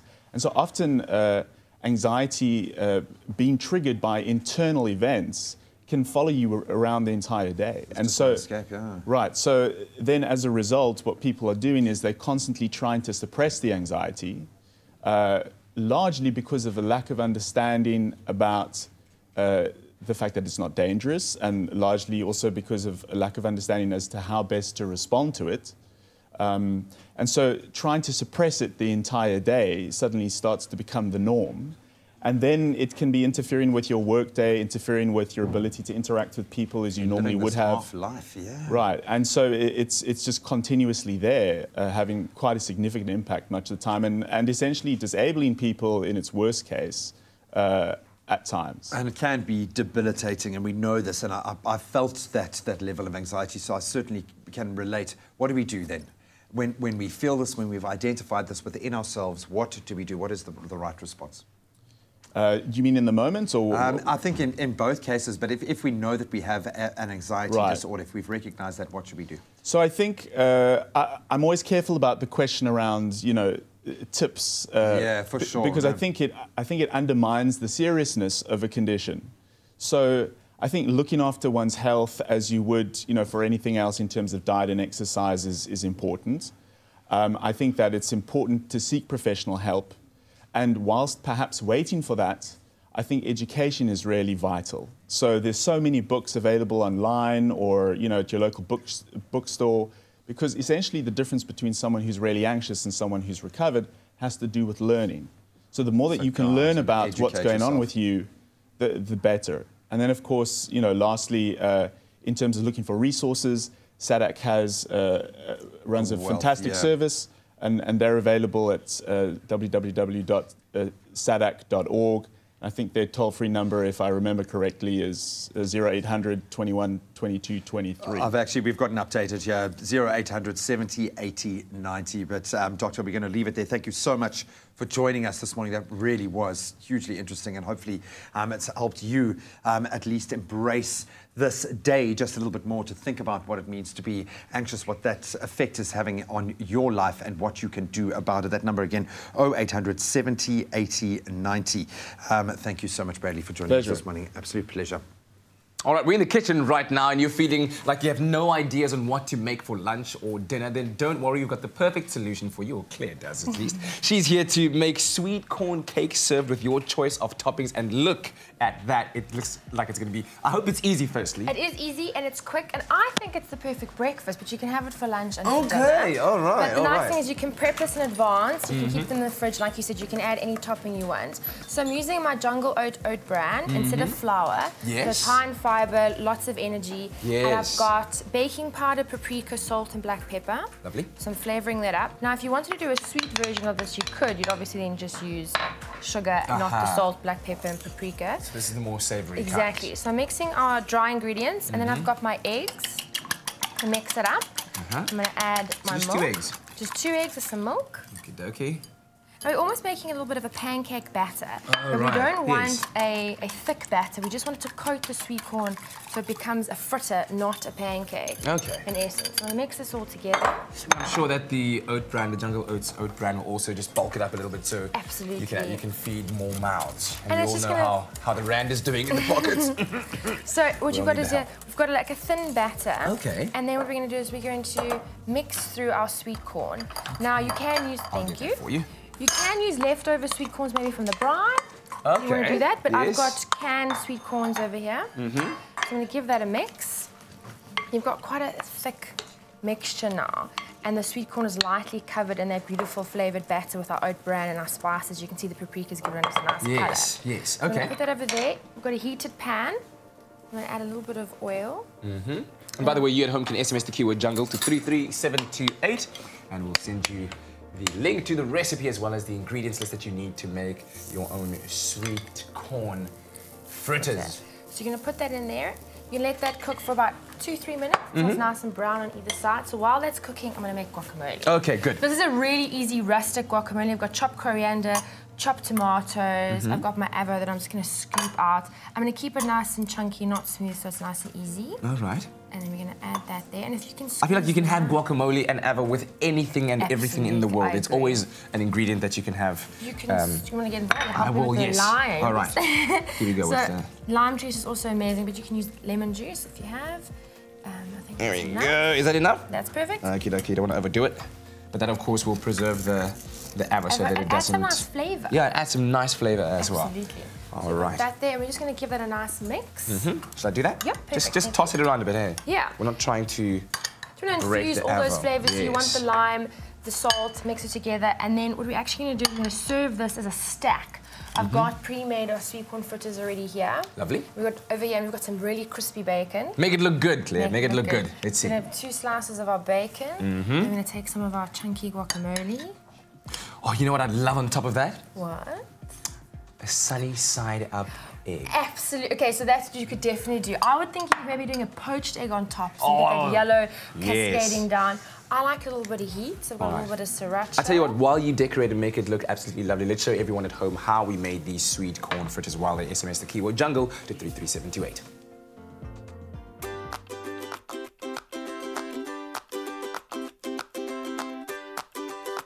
In a bowl, mash the avocados with a fork and add in the tomatoes, coriander, lime juice,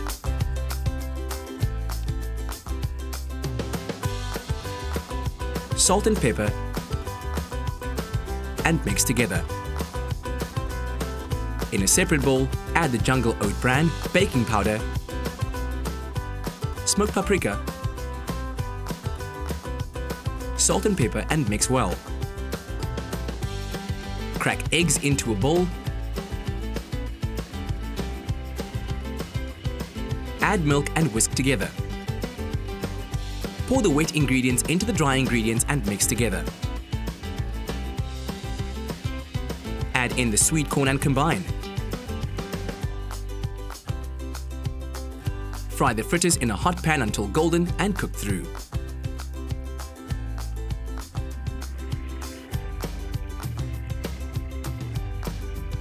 For the full recipe, visit the Expresso Morning Show Facebook page or log on to www.expressoshow.com. SMS the keyword JUNGLE to 33728 to receive the shopping list on your phone. Click on the link provided to view the recipe. SMSs cost R1.50, no free SMSs, T's and C's apply. And look at that, Mount Delicious in my mouth. It looks absolutely amazing. Thank you so much, Claire. Complete that, Oh, and then we've got all that flavour, got all that heat, and now I'm going to top it with a little bit of golden syrup or some maple syrup. So you've got that beautiful flavour pairing. You've got the sweet, you've got the spicy, you've got the crispy, you've got the creamy, you've got the delicious sweet corn, and then I would squeeze a little bit more lime over it. I mean, serve it with some lime, some extra guacamole. How delicious is that? And then we could top it with a poached egg, and I think that would be the best breakfast to start any Monday, Saturday. Kumnande Kai. You can have all week, make many of them and have them every single day. Thank you so much. Pleasure. Now, you at home, Jungle is giving you a chance to win your share of R1 million. Now, simply buy any 2 Jungle Oats products, one of which must be either Instant Oats, Oats So Easy, or Oat Brand. Then you dial *121 *4247 hash plus the last 4 digits of the barcode and then hash to enter. Now, the competition closes on the 31st of August 2017. T's and C's do apply and can be found on www.jungleoats.co.za. Jungle, the natural energy champion. Well, for the month of July, we're putting the spotlight on National Savings Month, and that's exactly what we've been doing with the help of Nedbank's pay-as-you-use account for only R5 a month. Yep. And we've got our individual jars. When Leanne gets back tomorrow, she's going to have to start saving in her jars. Yes. But Kat, you've been saving every day. You said you're going to drink 1 less cappuccino. Yes. So how did you do this weekend? Yeah, it's getting tough, you know. It's getting tough, but I'm getting into the habit of it all. And but so don't you realise now just how much you actually spend on coffee? Yeah, I do, and I'm ever so thankful that I've now started on this jersey. I might do a little... How about no? Catch me in here. That's what I'm doing. There we go. No, well done. I'm not going to put anything in today. Why? Because I had to buy a pack of wipes yesterday. Okay, but I'm going to start my new saving cycle tomorrow. Mine was easy because I just, 1 cappuccino a day. It's easy. I still have mine. Well, listen, if you'd like to find out more, all you have to do is SMS the keyword, that's NEDPAYU, to the number 30755. That's 30755. You'll receive all the information that you need, and the SMSs are absolutely free, but terms and conditions can be found on their website. That's nedbank.co.za. Again. I take big leaps. I make plans and backup plans. I just need my money to take me further.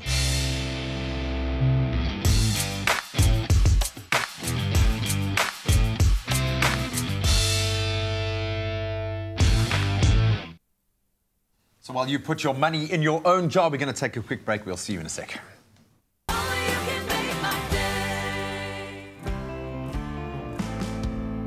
Who doesn't love more travels and more savings? Expresso viewers, explore the Middle East or Africa and get up to 30% off hotel accommodation and participating restaurants when you book to stay between the 21st of May and the 9th of September 2017.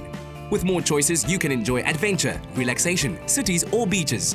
To book, visit protea.marriott.com or call 0861 11 9000.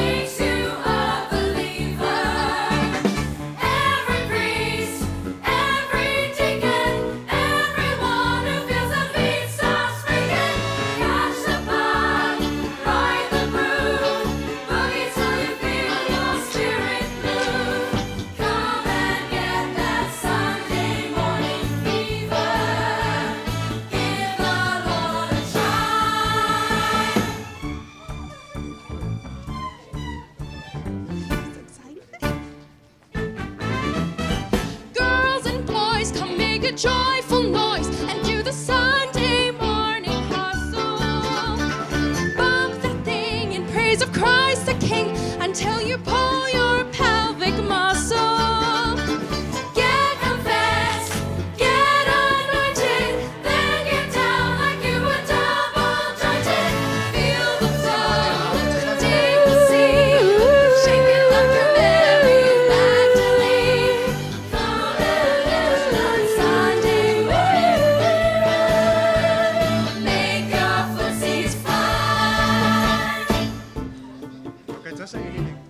1, 2, 1, 2.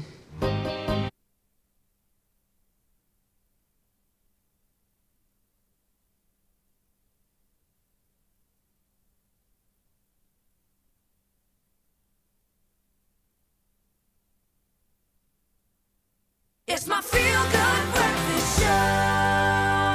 Welcome back. This is your feel-good breakfast show, Expresso. Time for us to now find out what our international stars got up to over the weekend. Yeah. Good news for Julianne Hough, who will be definitely dancing the night away after her dreamy wedding to Brooks Leach. Now, the Dancing with the Stars judge and her pro hockey player, Bo, said their vows in a very romantic ceremony in front of all of their family and friends in the scenic, beautiful Idaho. And over the past weekend. Now, while the couple have yet to share wedding photos on social media, they have shared this photo of their big day with People magazine. And while the details of the wedding are also under wraps, we can confirm that Julianne's BFF, Nina Dobrev, did serve as her bridesmaid, and her brother Derek gave a speech as well. So congrats to the very happy couple. Look at that. Beautiful. Just like, whoa. Just beautiful people. Stunning people. Early on a Monday. Stunning.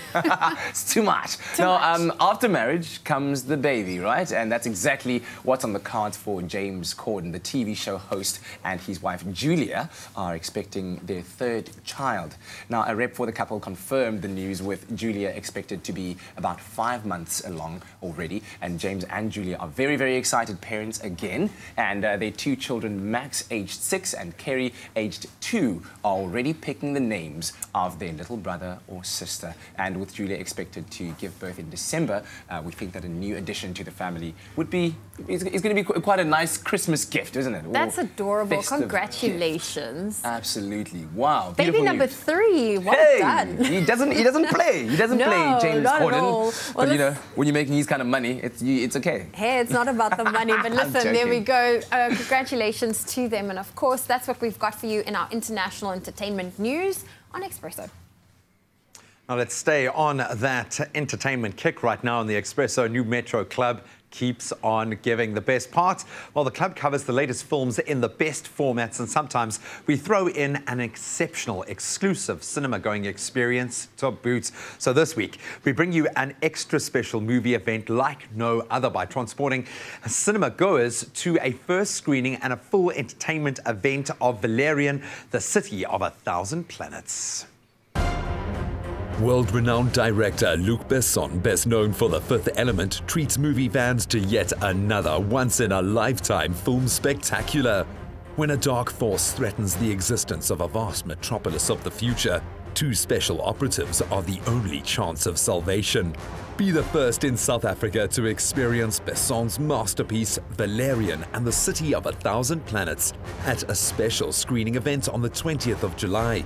With themed drinks, food and entertainment, New Metro's exclusive VIP cinema in Hyde Park will be transformed into the City of 1,000 Planets. Tickets and more info for this showcase movie event can be found on the New Metro website. New Metro, it's your scene.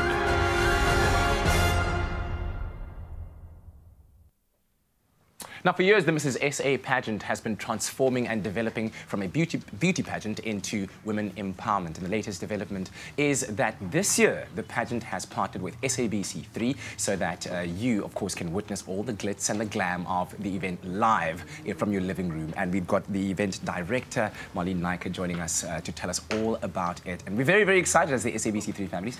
Thank you for joining us this morning. Thank you so much. It's an absolute honor to be here for the first time, I may add, and I hope it's not my last.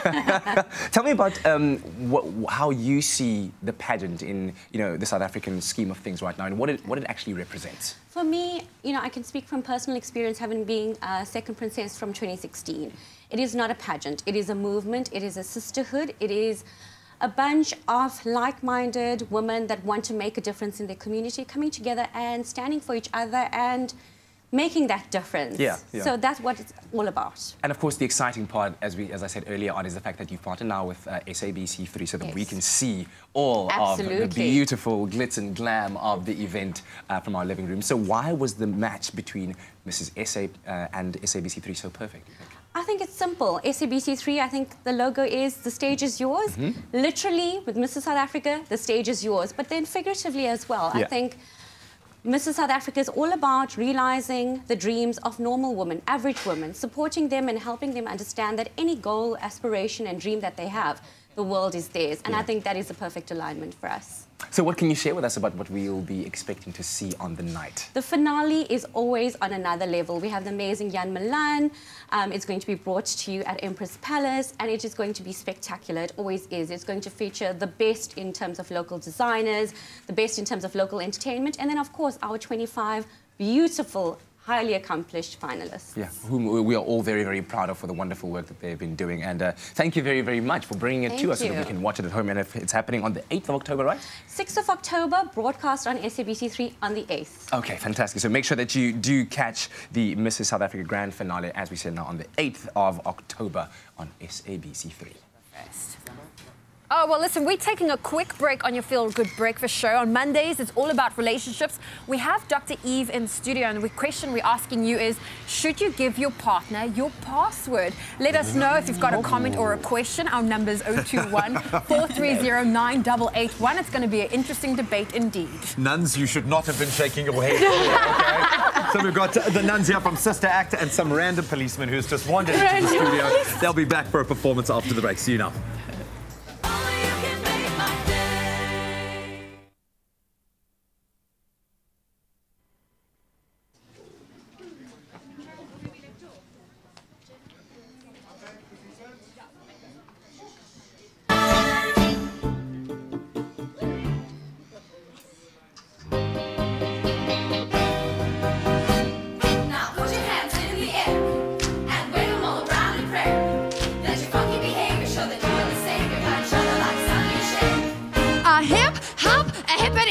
A ding-dong, dippity-dee. I'm a celibate sister, and I'm hot as a blister, so hang on to your rosary. Now I may be a fossil, but my skills are colossal, and I rock the mic just like an apostle, and I don't stop till your doubts go pop, and I take you over the top. We got Matt, Mark, Luke, and John. Those guys are pros, and that ain't no con, so let's party on till the break of dawn, like a sack the punkadelic orgasmatron.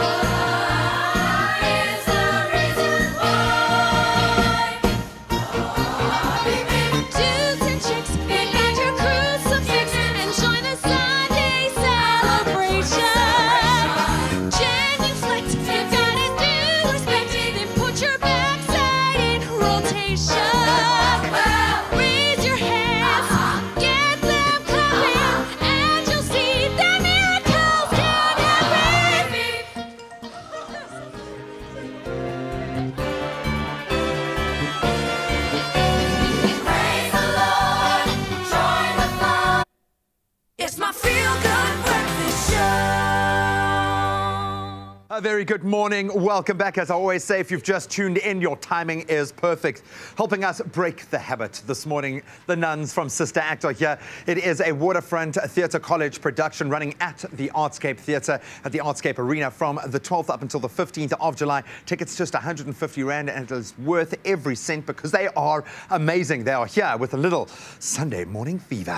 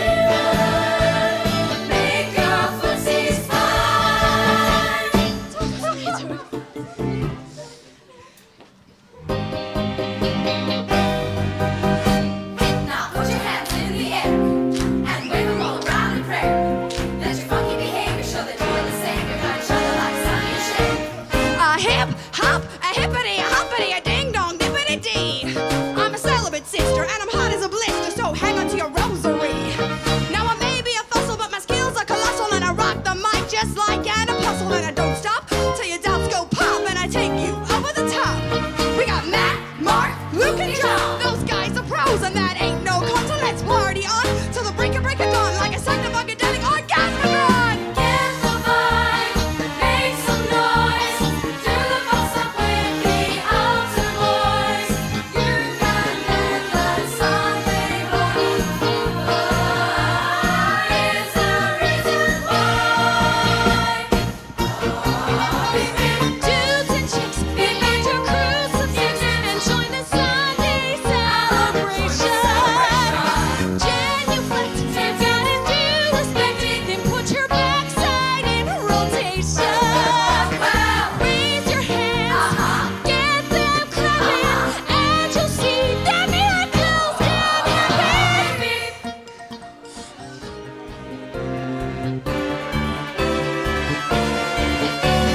Praise the Lord, join the fun, party till you make the cloister run. Won't regret that Sunday morning fever. Kiss those sins goodbye. Fill the church, pass the place. Everybody transubstantiate. Come and get that Sunday morning fever. Supernatural high. Mass appeal was never so real. And can't you feel that Sunday fever? Just imagine what the Pope will make of them. Cool it down, you sequin gotta booty promise me shake you of them. will. Let us Blow praise it into guarantee you sensorium. will. And the that odds that somehow God's Curtis true sees you glory will rise.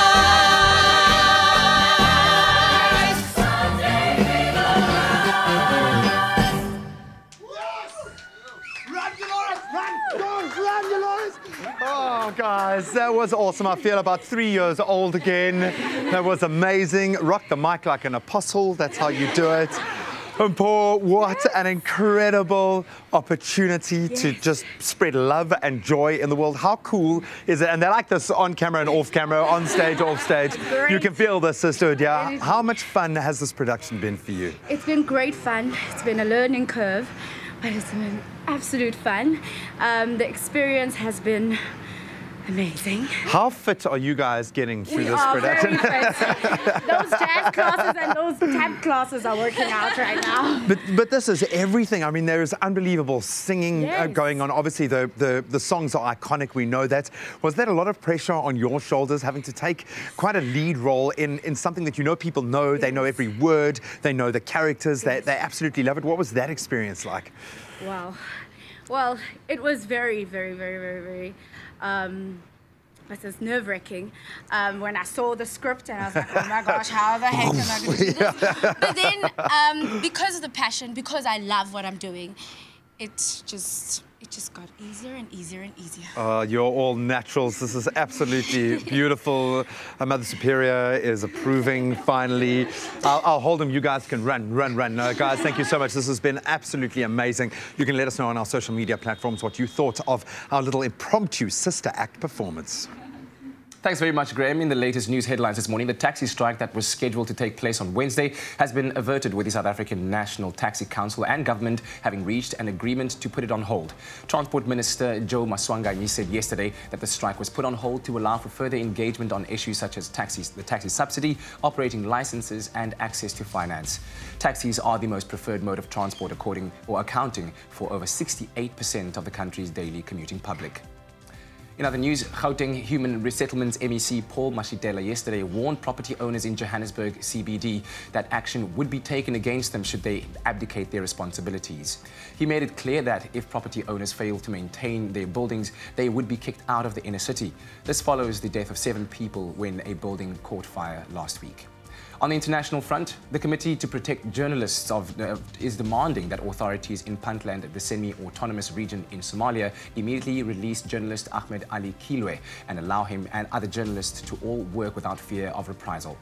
Now, the security forces in Garowe have detained Ahmed, the founder of the news website puntland1.com, since the 2nd of July. Fellow journalists believe his arrest was linked to a Facebook post criticizing the president of Puntland and his use of public funds. And finally, Iraqi Prime Minister Haider al-Abadi yesterday declared victory in the liberated city of Mosul after a grueling nearly 9-month battle against the Islamic State group. He congratulated the heroic Iraqi forces and Iraqi people on the achievement of the major victory. The fighting didn't seem to be completely over, though, with gunfire still audible in Mosul and airstrikes hitting the city around the time the Premier's office released the statement. And that's a roundup of your news headlines this morning.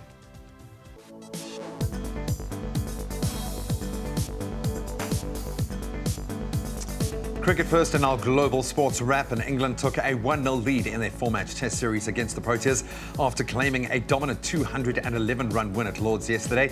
Chasing 331 to win with 2 days remaining, South Africa looked like they were in with a chance, but were ultimately bundled out with only 119 runs on the board, as England's Moeen Ali took 6 wickets in that second innings to help guide his side to victory. Second test of the 4-match series gets underway this Friday at Trent Bridge. Then the South African women's cricket team, they secured their 3rd win of the World Cup as they beat India by 115 runs on Saturday.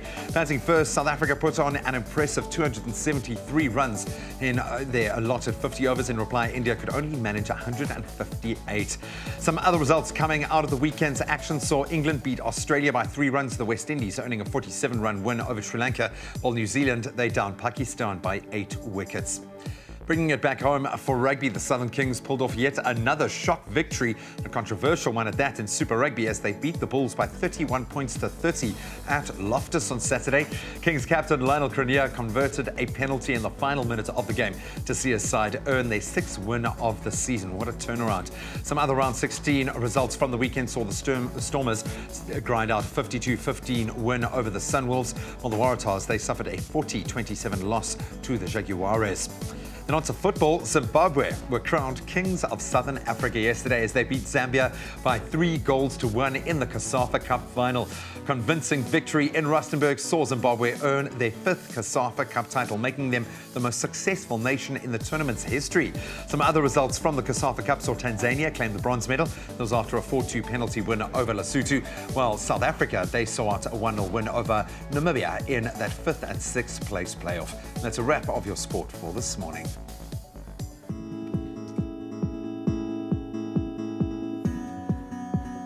Well, let's get your Monday on the go with a final look at your traffic, starting off in Gauteng in Diepsloot. Now, there's some protest action taking place on the R114 highway between Heron Bridge College and the N14 highway. Please avoid this route if possible. In Bedford View, an earlier accident on the R24 westbound just after the Edenvale Road exit has been cleared. However, you can still expect delays on that route. And if you're in Cape Town and Wynberg on the M3 inbound, there's slow-moving traffic, and that's heading towards Hospital Bend. Now, that's where we leave your traffic for this morning. But let's take one final look at your weather on your Feel Good Breakfast show. And it seems like most parts of the country can expect a cool start to the morning. Starting with your temperatures in Polokwane, expect a low of 6 and a high of 24. Mbombela 11 met 'n maximum van 30, Pretoria 7, 24, Johannesburg 6, 22, Mahikeng 9 met 'n maximum van 26. Klerksdorp 7, 24, Kimberley 5, 21, Bloemfontein 1 met 'n maximum van 20. Richards Bay 13, 21, Pietermaritzburg 6, 16, Durban 14 met 'n maximum van 20. If you're in Mthatha, 13 a low, 16 a high, East London 8 and a high of 18. Cradock -1, 15, Port Elizabeth 7 and a maximum of 17, George 5, 13, Sutherland -4 with a high of 8, Cape Town 7, 14, Worcester -1 with a high of 12, Springbok 1 with a high of 16, and in Uppington, expect a low of 5 with a high of 23 degrees Celsius. Well, that's where we leave your weather on your Feel Good Breakfast show.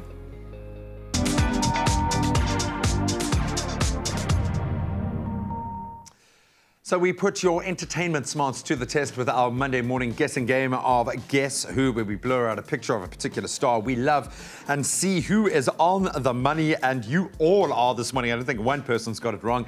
The Sfundo saying it is, of course, the amazing Nomzamo Mbata. Lots of love to her.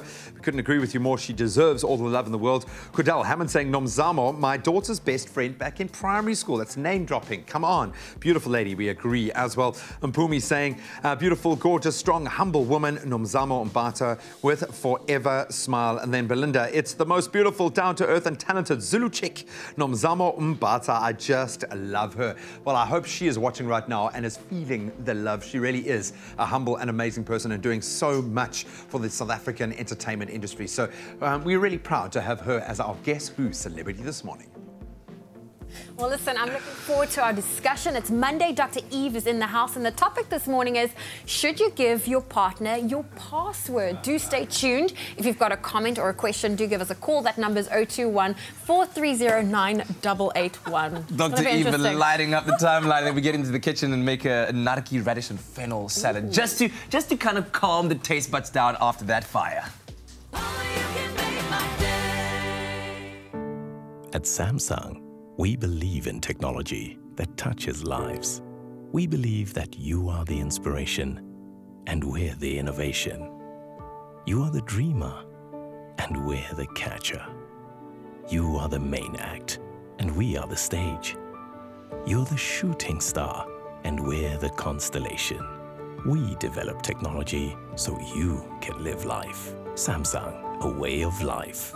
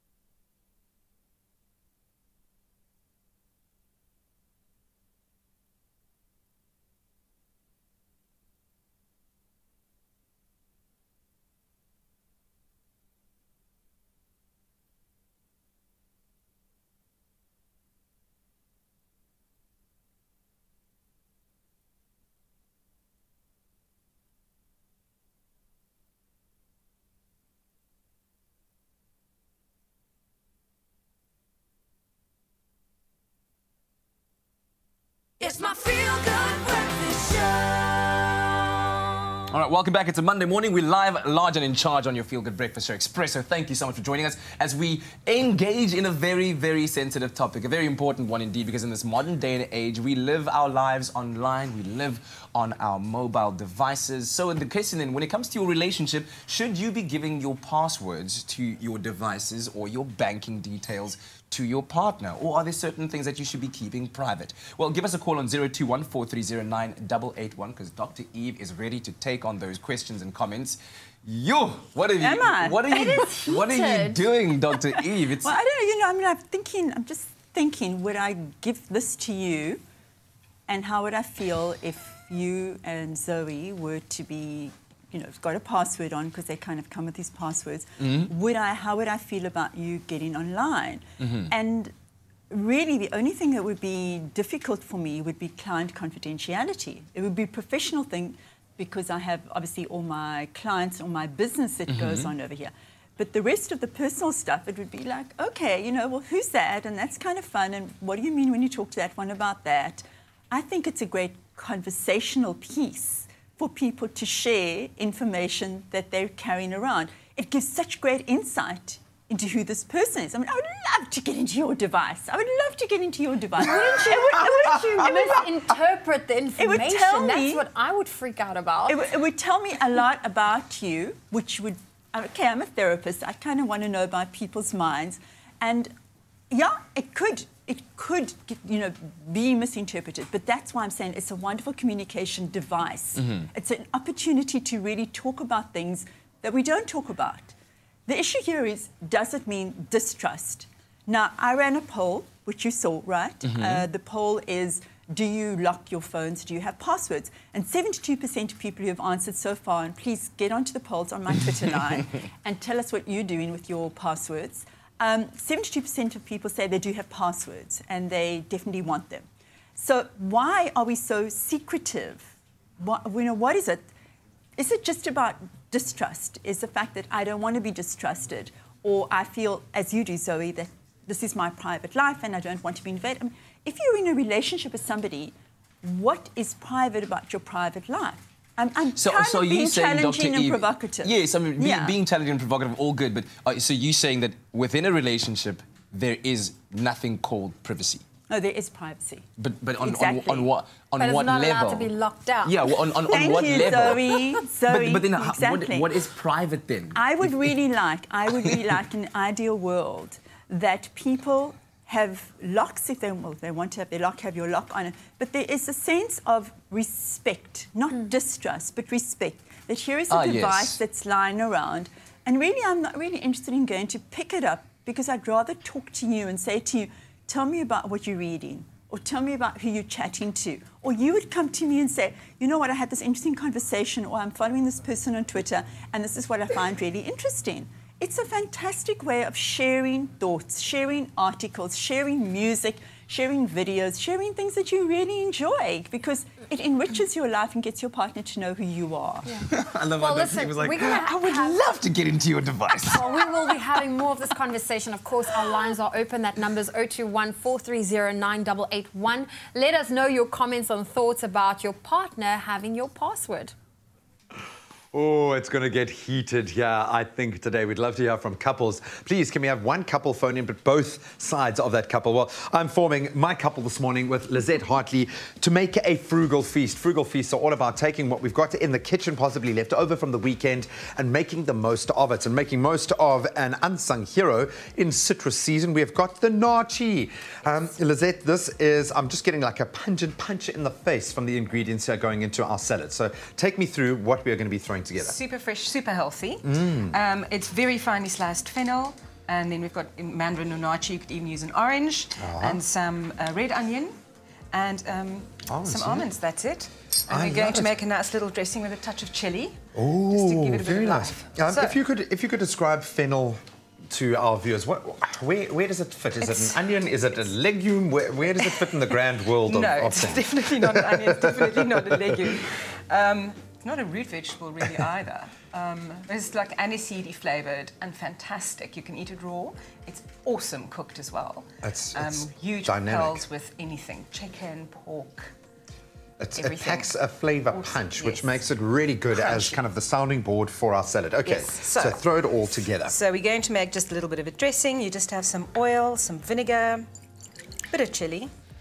If you can't stand chilli, you don't have to use chilli, but I like a bit of a chilli kick. And you've got a nice balance here with the sweet of the red onion, the chilli. It's going to be a nice little contrast. And a few dots of sesame oil and some salt, and then that's it. You're all done. That's our zingy little salad dressing. Love it. That's it. We're done. Super quick. Now this, sliced with a mandolin. If you've got a mandolin, you could do it the hard way with a knife, but with a mandolin is great because it's really, really thin. Yeah, you get this nice texture, nice consistency, and it's crunchy. It's going to have a nice texture. Fresh. Yeah. And this is so healthy. And just because it's winter doesn't mean that we cannot, you know. Oh, this is it. I think we drift. Yeah, we drift towards the kind of the hearty meal, but you do need to balance it out. So the keyword here is salad to 33728, and we'll send you this ingredients list for our zingy salad this morning, a very zesty salad. Zesty salad. You see, I'm doing this sort of semi-deconstructed vibe of mixing it all together. I call it rustic. Rustic. And you drop it from a height, you know, because that's more fun. Look. It's called food theatre. We've coined the phrase. Okay, and then we're going to put over our dressing. I mean, visually it looks really exciting, and I am a salad kind of person, which I thank my mother for every day, that she helps develop that taste palette. These are the fennel fronds, they're the tops. Oh, okay. See, that's how most of us would recognise fennel is with the little fronds, but it's the base gives you that lovely big And there you go, you can add as much as you want to, as little as you want to, and you've got yourself a really, this should go incredibly well with any pork chop for dinner, a chicken breast for dinner, some new potatoes. Really that's healthy. Nice. I suppose we often think of cooking with our herbs, but you forget that you can kind of have that sound balancing board with a lovely accompaniment, a nice salad, and this does look spectacular and crunchy. My mouth is watering. You really want to smell this to believe it. It is so pungent, and there is so much going on in there, and it is really healthy. That keyword, again, is salad to 33728. Well, Lizette, stick around. We've got more frugal feasting to be done a little bit later this morning. All right, Dr. Eve is still on the hot seat, and we're talking about a very hot topic indeed in our relationship chat. We're talking about passwords and our devices and whether you are free to give your password to your partner, you're comfortable with that. If you're not comfortable with that, whichever side of the conversation you lie on, please give us a call on 0214309881. You guys have been having very, very interesting conversations. We have, because I initially said to Dr. Eve, I'm not comfortable with the idea of giving my passwords away. But after thinking, it's like I have given people access to my phone, to my WhatsApp, with the hope, like you said, I trust and there's that mutual respect, that the information won't be misused. You know what I really think this is all about? Is the way that we manage in our own relationship to our devices and to partners or to people in our family or to friends. It's not the device that's the problem or the password that's really the issue. It really is about how we relate to it. So if I'm going to be very cagey and very secretive about this device, and I'm going to always keep it hidden, or whenever you come into the room, I'm going to turn it down, or I'm going to take it with me to the bathroom. That's like a real common one that I hear from a lot of people in my therapy room. Then I'm going to be stirring up suspicion in you.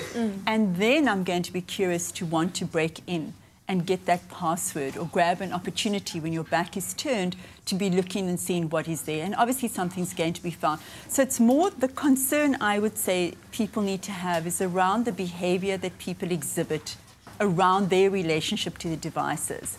If you feel comfortable and if you feel as if it's okay if your device is open and your partner happens to see it, there isn't going to be a necessity for passwords or for you to instill a rule like don't look. The moment you put a rule, and we know, because Kat, we talk about this on the show often, that rules are so bad, they're there to be broken. So the moment you can instill a rule, you can never look at my device, or I'm not going to give you the code for my online banking, because I find that kind of really fascinating topic around our banking and our money. No. So he's like, no way, so why are we even going there? But you know what? That's the independent side of me coming through, but I believe we have a caller on the line. Yes, Alex is on the line. Good morning, Alex. Morning, how are you? Very, very well, thanks. What's your comment or question? Well, for me, I can say I do have my girlfriend, and we are sharing everything in terms of password, PIN code for the bank, and also the cell phone. For me, I can say I do that. We are quite happy about that as well. So, all right, so we are really happy to share the PIN and also the device, everything, because there is no life in terms of if you can just say you'll have the secret in terms of the relationship. That's all I can say for my side. Thank you very much, Alex, for your contribution there. So Alex saying, freely share, everything is fine. And it's not comfortably But you were saying earlier on, Dr. Eve, that there is certain room for privacy. So I definitely think to what extent is private private? I think private is private, and the whole thing is that you should be respecting people's privacy. That's what you've got to be doing. Let me just throw kind of a whole pigeon in here. Okay. We love pigeons. So, do you think really that you can hide your stuff? Do you really believe that you can keep a password in and somebody's not going to break in? Because actually, many people delete messages and delete phone calls and delete history. So is that not the same thing as hiding a password? On that bombshell, we'll be right back. The pigeon is landed. So as I scramble to put a password on my phone very quickly, now we are overjoyed to have our contestants, 13 of them from Mrs. South Africa 2018. And what a grueling competition we are finding out it actually is. But they are absolutely lovely. Ladies, thank you so much for joining us. We've got Michelle Becker, Kathleen Prinsloo and Kolofelo Tsolane. Ladies, I know you have a sisterhood going. I know that there is a deep connection between all of you and you love that, but the gloves are coming off, okay? You're now going head to head in a little bit of a competition. So first of all, I'm going to say, whose birthday is it today? It's Michelle's birthday! Congratulations. Thank you so much. I'm sure you miss your family on days like this, eh? I have, but this has been the biggest birthday present to me. Absolutely. In fact, I'm doing this for the second time. and I've made it to the finals this time. Brilliant. So this is the biggest birthday present to me ever. Oh man, I'm so glad. I'm so glad we get to celebrate it with you. So let's see if we can add to these celebrations. So ladies, I'm going to put you to the test now. I've got some general knowledge around Mrs. South Africa because I know you guys, you need to be clued up on your own competition first and foremost. So I'm going to put you to the test. I'm going to pose questions to you and we'll kind of move around. If you get it wrong, then it then moves over to the next person. So Michelle, you're going to start and then we'll reverse it and work our way back from the second question. So this one, this is quite a tough one because I don't know all of the answers. I'm looking for 4 names here and I'm going to start with you, Michelle. I want you to name the 4 winners of last year's pageant. Of last year's pageants, we have Hilingwe Twale, we have Liliana, and we have Olwetu and Clay. Wow, that's the birthday goal. That's pretty impressive. And they are gorgeous winners. Oh, Yes. congratulations, well Thank done. So you. that's 1 point to Michelle. Okay, so now I'm going to start this one with you, Kathleen. Okay, when does pageant week start, and which date is the grand finale? Ooh. Okay, pageant week starts on the 4th of October and the grand finale is on the 6th of October. Boom. I thought this was going to be tougher, man. I'm going to have to... I was joking about throwing in a maths question. I'm going to do it. I'm busy. If only I could think of anything difficult to ask. Okay, well, then I'm going to have to then move on to you, Kolofelo. And this one, I'm going to make it really, really tough, okay? I told you the gloves are coming off. Which channel will the grand finale be broadcast on? The SABC3. Yeah. Yeah. Right, yeah. Okay, so now we move back to you, Michelle. And this one, you better know the answer, okay? Which member of the Mrs. South Africa team is currently the CEO and a former Mrs. SA winner herself? Joni Johnson. Oh, you knew that answer. Oh. Well, you know what? Just because you are the birthday girl and you've got 2 right, you are our reigning champion for this morning's game. Thank you so much for joining us.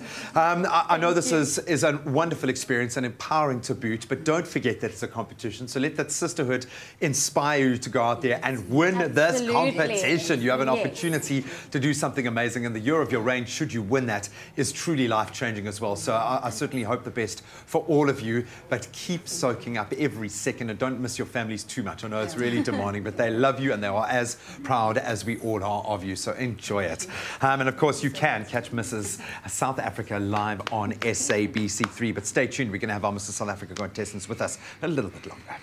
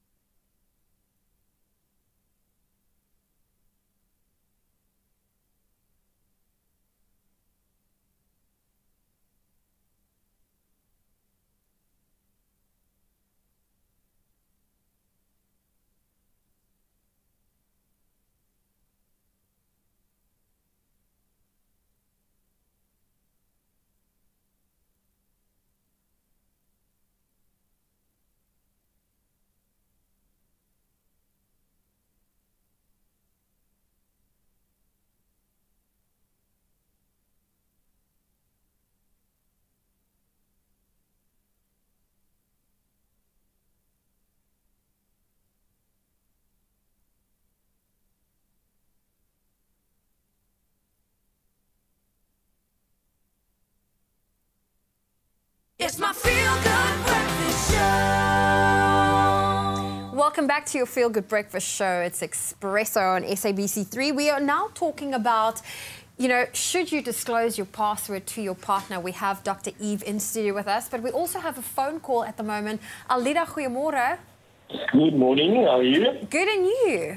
Very, very well, thank you. Morning, this is the Expresso team. Morning, Dr. Eve. Thank you. What's your comment or question for Dr. Eve? I think more of a comment. Look, you know, when it comes to me, I think secrecy causes more problems in a relationship than what you think.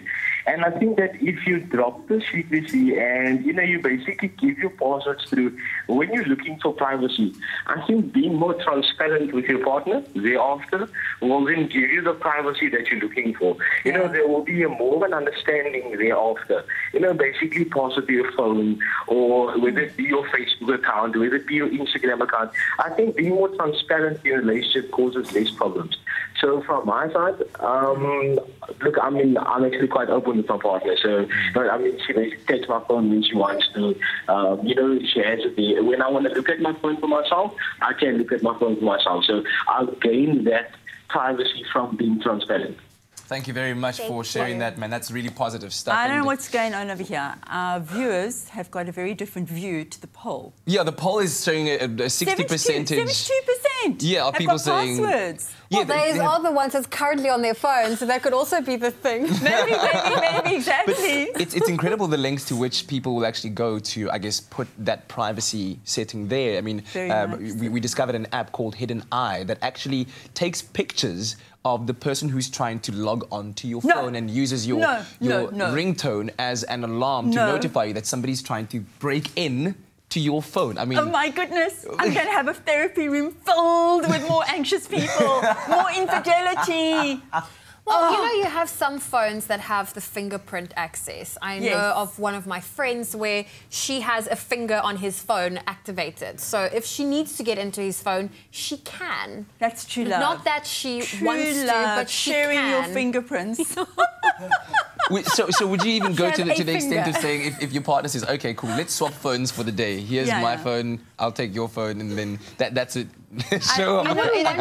Ideal. This is, you're laughing, Kat. This is an ideal relationship thing where I guess it's a sign of true trust that this is really something I'm so comfortable with. As we heard from our last caller, I'm really comfortable with myself and my own relationship with my device. I have got really nothing to hide.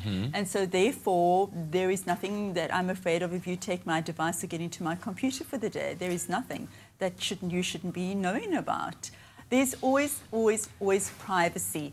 And I'm going to come back to the fact that if there is respect around that, if people have integrity and respect around privacy for their own and for other, we really shouldn't be having a problem. But it is a massive problem. When we come back, I want to ask about the finance thing and giving somebody access to your banking details online, and whether that should be something that really should be reserved for, let's say, a married couple, not when you're dating someone and in the second week you're like, give me the password to your bank account, and then you do it because you're trying to be open and transparent.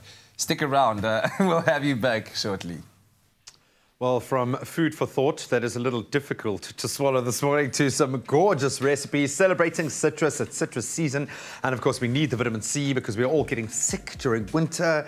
But, of course, the best way to combat that is with healthy, delicious recipes. And you don't have to break the bank to do it. Lizette is helping us with some frugal feast this morning. What have we got next on our bill this morning? We are going to do a citrus and chicken bake. Beautiful. Wonderful red onions and some olives.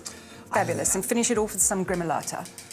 I absolutely love it. Okay, well, take us through. Okay, so we very start... simple makeup. This could be chicken breasts, chicken thighs, I adore because they're nice and moist. Yeah, you also get the added flavour there, I think. Simply dust them in a little bit of flour, some smoked paprika, some salt, fry them off, brown them, just so they're nice and brown. That's so clever. And then they go into a casserole dish.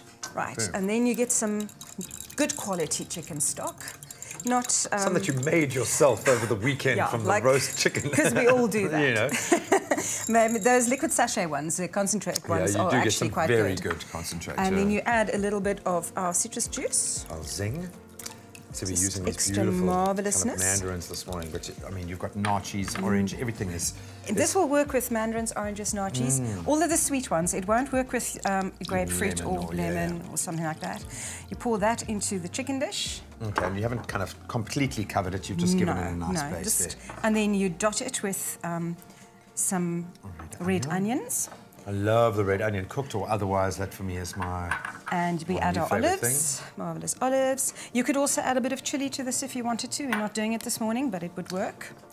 And then you put in some nice fat slices, you can leave the skin on, of mandarin. And then this goes, drizzle it lastly with some olive oil if you want to, extra moisture.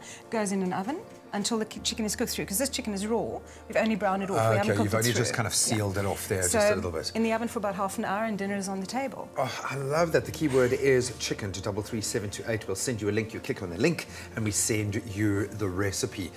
What I love is that it's a simple base flavour here, and there's something quite Mediterranean about It's the very Mediterranean. the mix there. Yes. And how long does it need to About cook for? half an hour at 180 should do the trick. Chicken cooks And quite obviously, quickly. I know using the breasts, you don't want it to dry out too much, but you've got a lot of moisture in there. It's going to absorb a lot of those flavours. But if you're scared of it, use thigh. Thigh is magical. Oh, man, and I mean, this as a basis point, you could take this in a number of different directions. Then we finish it off. You could add some basil if you wanted to. You could even add some rosemary. We haven't done it. All of that's going to work.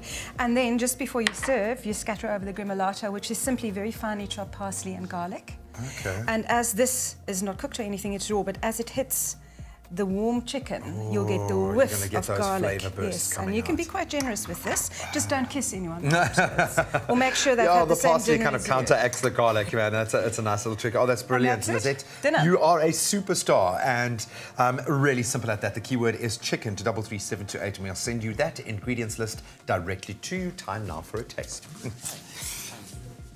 Oh, well, listen, we are continuing our conversation with Dr. Eve. Our lines are open, 021-430-9881. Our topic for this morning is, should you give your partner your password? Now, we've had, you know, the whole cat asked, how much of your private life is private? And can we just talk about finances, like your banking details? Is that something... It's very different. Before we do that, I do want to read out this one tweet from Kerry Anderson who says, I don't give my password to my partner because he's so mean. He deletes everything except his number and SMS. Oh, wow. Kerry, red flag for abuse. That is extreme. Yeah. Okay, let's talk about money. See, that scares me. I don't want to give anyone my passwords now. But you're going to know that this person is kind of scary before you give them your password, because he's probably going to be the one who's demanding it, as in terms and conditions of relationship. I need your password. Nothing must be shared. Nothing must be private. We share everything. No, we don't. We don't. It's my choice to give you my password when I feel safe enough in this relationship to be able to do that with you, when I feel that there's respect and integrity. Otherwise, no, I'm not going to give it to you. You can't take risks. You have to sort out who this person is first, right? I was about to ask about the risks that one should be aware of when you are about to take that step in your relationship and give your passwords over and so on. But just back to the original question about the finances. Yeah. You know, is this something that should be reserved for a married couple, or are we saying that if we've been dating for 6 months, I can ask you for your banking, online banking details, and you should be sharing them with me freely? You know, I feel, and I have to take ownership of it, that I feel a trembling when I imagine sharing my banking. I don't care about my devices, but sharing banking feels like really, really different. I feel that there's such a high risk of abuse in that situation. It's incredibly disclosing. And you say only when you're married. I mean, I think married couples are the ones who really keep secrets around money, because there's an expectation. 50% of us expect to get divorced at some point in time. And there's a lot of squirreling away of money that happens. There's also this expectation of we will share everything that a lot of married couples do have. We share finance, which is fine if that's what the agreement is. But then there may be also the opportunity for abuse in a way, or for power struggling, of like, well, what did you spend that 200 Rand on, and why are you spending too much on shoes or on MAC makeup, or you're spending too much time at a bar drinking with your friends or on sports clothes, whatever it is. There is an accountability that suddenly you have to be giving to somebody else. And I'm really uncomfortable around that. I don't think that that is something that I wouldn't be comfortable around that. So I think you need to assess your risk factors. But of course, there are many couples who do share that and feel completely comfortable around that. You have to really think about what the meaning is of money to you. There are some people who really feel that I'm entitled and I have worked, or also, it discloses a lot about you, because you may be presenting as somebody who is really comfortable with their money, or with money that they have. And then when somebody gets into your banking, sees actually, wow, this person has much less or much more than I thought that they did have. And now my relationship with this person changes. And I think it can be really complex. I could listen to you talk about this all day long. It's just complex. so crazy. But So yes, many angles, right? Absolutely, So absolutely. many layers. And of course, you can now continue the conversation with Dr. Eve on social media and with us on social media as well. Very, very interesting stuff. Sharing passwords with your partner. Thank you very much. Get we'll do onto this Facebook. again. Get onto my Facebook. The conversation continues. Yeah, we'll do this again next week. Let's do that. Thanks, babe. Okay. Give a password.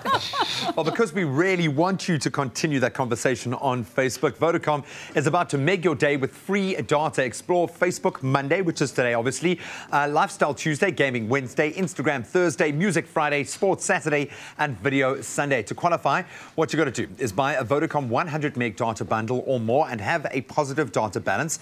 Then you simply need to dial *111 *634#, or you can just download the latest My Vodacom app. Remember to opt in daily and don't miss out on up to 1 gig of free data every day from South Africa's best network.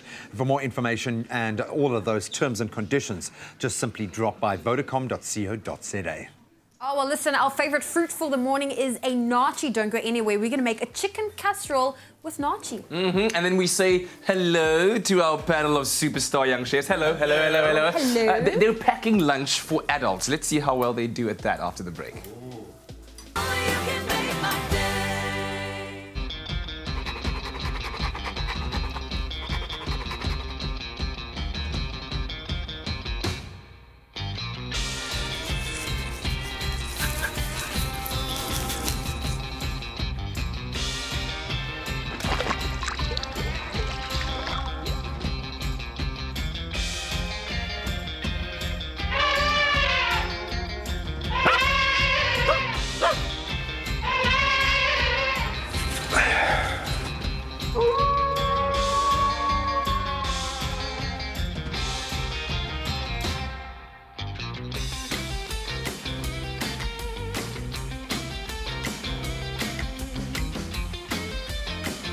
Get a free Dream Maker pillow when you buy selected bags of Hills dog food.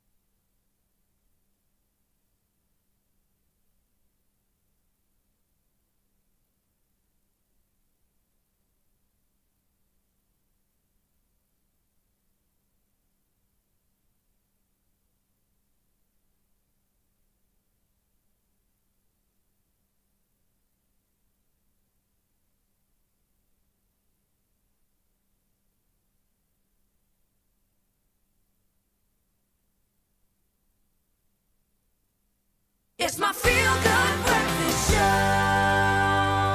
Welcome back. Thank you so much for tuning in. What a wonderful show it's been. What a culinary journey I've been taken on by Lizette. In our frugal feasting this morning, we've made a beautiful salad to start. We've had our mains, unbelievable chicken made with citrus. In fact, citrus is the hero this morning. So our journey with the nachi comes to a close. What are we making for dessert? We are making super healthy caramelized mandarins. Super healthy because it's a mandarin. And because that's healthy, we can have double thick cream, double cream yogurt, and some almonds. And you have taken citrus to another level today, and I'm loving the textures involved as well. The almonds are going to add a little extra bit of crunch, health as well, which is good, a little extra nutrition. So start us off, we're making a nice little syrup. A nice little syrup, a very simple caramel. It is just some caster sugar and wonderful cinnamon quill, a little bit of water, and just to up the flavour of mandarin, just get stuck in there. And what I'm liking about this is if you've got some of those that have been sitting there in that fruit bowl just a little bit too long that you might not necessarily be diving into, you don't let them go to waste. That's what a frugal feast is all about. Cook with them. They're going to have beautiful sugary content as well. The riper they are, so you're going to get that additional flavour. So start boiling it. Initially, it's going to be incredibly pale. Okay. And then after a while, you're going to have a real caramel like that, nice and deep coloured. And of course infused with that beautiful cinnamon flavour. Just be very careful with the hot sugar. Oh yeah, I don't think this is one for kids to make. No, that's one for kids to eat. This wonderful syrup goes over sliced mandarins. You can do slices like these or little segments. Oh, lovely. And then all we do, this is really... Are you just popping it straight into the I'm popping it straight on there. You're just deconstructing, reconstructing, hey? Oh, my goodness. And you could, if you didn't want to do the cinnamon, you could pop a little bit of rosemary into the caramel. It will go incredibly well. Something different, yeah. And you could also put in a bit of chilli if you wanted to. There's no reason why chili cannot go into pudding. And I think this kind of really brings to bear the fact that when you've got this as your jumping off point, the citrus, you can take it in so many different directions. And the fact that we've been able to create such a zingy, fresh and crunchy salad, that fennel salad, absolutely amazing. Then create a hearty meal. And you said, like in winter, we obviously really do love our more hearty meals. Again, the citrus adds that freshy zing. And now we've got the most beautiful dessert. Oh, that looks amazing. Congratulations. Well done, little dessert. The keyword is dessert to 33728. We'll send you an ingredients list and you can start creating your own beautiful, beautiful dessert. Lizette, you are a superstar. Thank you so much. I'm going to dive in and taste. Now, of course, it can be pretty challenging to keep your children entertained over the long school break. So today, Cynthia will be joining Afternoon Express and the team, of course, with her two little ones to demonstrate some fun arts and crafts that'll keep the kids busy and happy over the rest period. So make sure that you tune in 4 p.m. Afternoon Express on SABC3. Now, in an era of evolving forms of communication, emojis have become a language on their own, if you think about it. But what if you could create your very own emoji that expresses your character? What would it look like? Well, Carl Wasty visited the learners of Sachs College to find out for this week's edition of Expresso AMPD.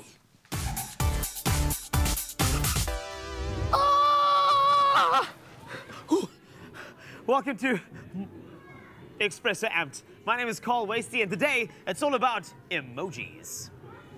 I'd like to know, which emoji do you use the most and why?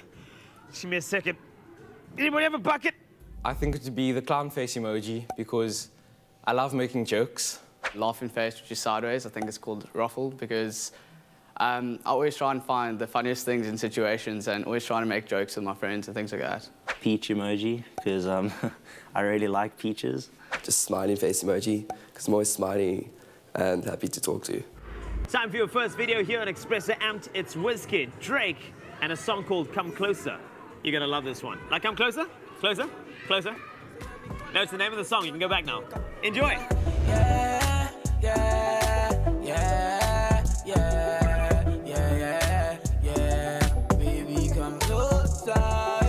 Yeah, yeah, yeah, yeah, yeah, yeah.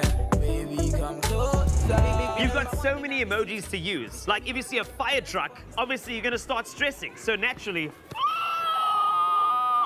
so I'd like to know which emoji best describes you. I'd say the laughing face because I laugh a lot in class, especially. Crazy face, because I'm always doing crazy things which my friends normally wouldn't do. It would probably be the sleepy emoji because I'm always up late studying, and with sport as well, it really tires me out, so I'm quite tired all the time. The clown-looking face, basically like a class clown, like laughing, making jokes. The winky face, because I like being sarcastic. Time for your next video here on Expresso Amped. It's December streets and Mexico. You take me to Mexico. Tell me that you need to know how to let your body go, body go. You take me to Mexico. Tell me that you need to know how to let your body go, just for tonight. The world of emojis. Somebody else created them for us. So I think that you and I can get involved. If you could create your own emoji, what would it look like? Me personally, just like this. Probably a slow clap, Because sometimes if someone says something really stupid, I just want an emoji that moves like really slow. I would make up the dab emoji because everybody's dabbing in this current age, so I know it kind of look like this. Look very tired, like with hand in his face, and just look like he's not ready for school. It's not something that I can really show you, but I definitely want to create a sloth emoji because I feel like they're animals that are really underrated and they're super cute. I'm not sure what you're up to this week, but enjoy it. You've been shockingly awesome this morning. Thank you. I love seeing your interaction on social media, #Expresso Show, and thank you for another sick episode of Expresso Amped. My name is Carl Wasty. Your final video is Casper Your Vest and Superman. That would do nothing to me. I think they knew my dad might be Superman. Yeah. I think my dad might be Superman. Yeah. I think my dad might be Superman. I mean, he don't have a cape, but in my eyes, he is just as great. My dad's Superman. Yeah. How did you do it when the world tried to pick you apart? Never broke character, never had a difference of heart. Never got credit, never wanted any. Casper Your Vest represent, man. One of my favorite tracks right about now from that Tuto album. But right now, we're going to throw it into the kitchen where we've invited some young ladies to pack lunch for adults. Let's see how they do. A creamy and healthy snack for the whole family. Snack Pack, made with love by Clover. Made with love indeed. Today we are so happy to be joined by three gorgeous, very special guests this morning. They've decided to sacrifice their lazy holiday mornings. We appreciate it, ladies, in order to repay the adults who pack their school lunch by making them their very own lunch for work. What a cool idea. Of course, no lunch would be complete without your Clover snack pack, and it is delicious. But let's see what else our amazing young ladies have planned for our lunch boxes, and I'm going to have to do an introduction. I'll start with Bella Hamill, Kira Nunez, and Una Bantu and Shakila. Ladies, thank you so much for joining us. You have made me hungry just standing next to your lunch boxes. I have to say, Bella, I'm going to start with you. Do you want to talk us through what you've decided to pack for lunch today? Sure. So I have a nice cheese salmi. Ooh. I like That's that. yummy. And you haven't been shy on the cheese there. I like that. You don't want a little skimpy cheese slice, Yes. A nice chocolate bar to make you sweet. Oh, love that. Some biltong. Yes. See, this is my kind of lunchbox. No. I think it was made for a man, yeah? This is a man's lunchbox. Who are you making this lunchbox for? My mom. No, see, it's for Come on, anyone. man. It's for anyone. Your mom it's for is anyone. awesome. And for energy and orange. Oh, lovely. Oh. And then you've also got your Clover snack pack here. Which flavour did you go for? Mixed fruit. Oh, a little bit Very of nice. everything. I really like that. That is a beautiful, well-balanced little... It makes me actually want to go to work now and have a real Just for a job so I can have my lunchbox. So, Kira, you've got a very interesting, healthy little selection. What's going into your lunchbox? Okay, so I have a peanut butter sandwich because my dad loves peanut butter. Okay, good on your dad. So, yeah. Just outed you, Dad. I love peanut butter and banana. It's like a good combination. Peanut butter is so good for you as well, and it fills you up. Yeah. And then I have fruit salad. Oh, very nice. Yummy. Some nice zingy fruits in there as well. And what Yeah. flavour did you go for with your Fruit. snack pack? Oh, snack pack. I went for strawberry because I love strawberry and so does my dad. And that will go really well with the fruit salad. So yeah, if you that's like to mix them together. Yes. See? Very man. clever. Yeah. Very, very Now, clever. the secret here is going to be getting that to last long enough for your dad to actually get it. 'Cause I think I might. Well, I have to ask Unabantu, that wrap looks incredible. Talk me through No, Zoe, no. your lunch decisions. We have a wrap for like food. Nice. And what did you put on your wrap? It looks... I put cheese, ham, and avo. It's well balanced. No, Zoe. Yes. I'll trade you the biltong for the wrap, maybe. One piece. There we go. And we have an apple for fruit and energy, and cranberries. I love that. Oh, and which okay. Clover Superfood. snack pack flavour do you have over there? Banana. That goes well with cranberries as well, hey? It's Mm. great choices that you ladies have put together. And who did you decide to make your lunch for today? For my mom. Oh. Oh, man. Guys, your parents would be so proud and so full after the delicious lunches. Give yourselves a round of applause. Ladies, can we have a round of applause for our Superb lunch boxes. Thank you so much. You've made us all hungry on set this morning. But you can bear this in mind, a nice, healthy, well-balanced lunch. In fact, why don't you ask your kids now today to make you lunch? Or better yet, if you're a youngster, go and make something healthy and nutritious for your parent right now, and make sure you include one of our snack packs, courtesy of Clover. And we'd love to thank Clover for helping us out make this experience that much more fun. And I think a great opportunity for kids to get creative as well. They can go and feed their entire family. But delicious. Well done, girls. Well done. Very good. A creamy and healthy snack for the whole family. Snack Pack, made with love by Clover. Well, it's time for us right now to take a quick break. When we come back, we have one more moment of fun with the ladies from the Mrs. SA pageant. I wonder whether they'll be able to crack this one. Stay tuned.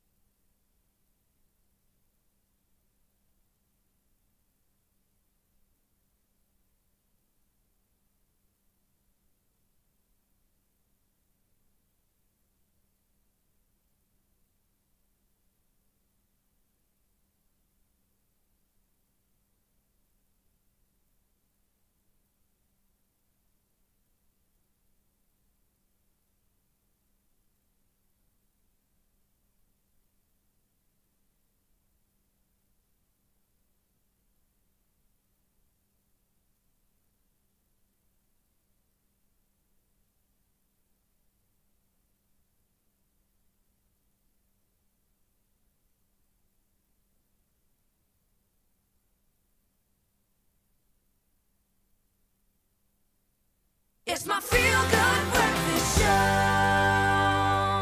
Welcome back to your feel-good breakfast show. It's Expresso. Time for us to connect with you on social media. We have the cast from Sister Act giving you a sneak peek of what to expect. What an incredible performance. I'm just looking at the little boomerang we've posted on Facebook, but we wanted to know from you, did you sing along? Well, it seems like everyone did, because Teresa says, this was amazing. Thank you, everyone. Got me in a dancing mood. Geraldine says, wow, such an amazing performance. Just love the energy, the vibe, and loads of talent. Vanessa also echoing everything good, saying, just made my day with that great performance. Ladies, I had to sing along. Wow. There you have it. Well, continue to connect with us on social media. Let us know what you thought of that incredible performance. And of course, do make sure that you check the ladies out. Well, continue to connect with us. Our hashtag Expresso Show. All right, yes, now the Mrs. South Africa takeover continues, and since one of the ladies might actually win on the night, we thought that we'd give them some practice with that winning speech that is also important. So here's the catch. The thing is, they've won everything but the trophy, and we're going to be asking them to take these scenarios that I'm going to describe, ladies, and then you have to act it out as best as you can, okay? All right, and we're going to go in teams of two, so you got to work together. In 30 seconds, where I might example say that you are Mickey Mouse, and you've won the category of best cartoon. Then in those 30 seconds, you've got to put together a speech as though you were Mickey Mouse doing that same thing. All right? Okay. Got it? So I think I'll start with Refile. Yes. Refile and Rato.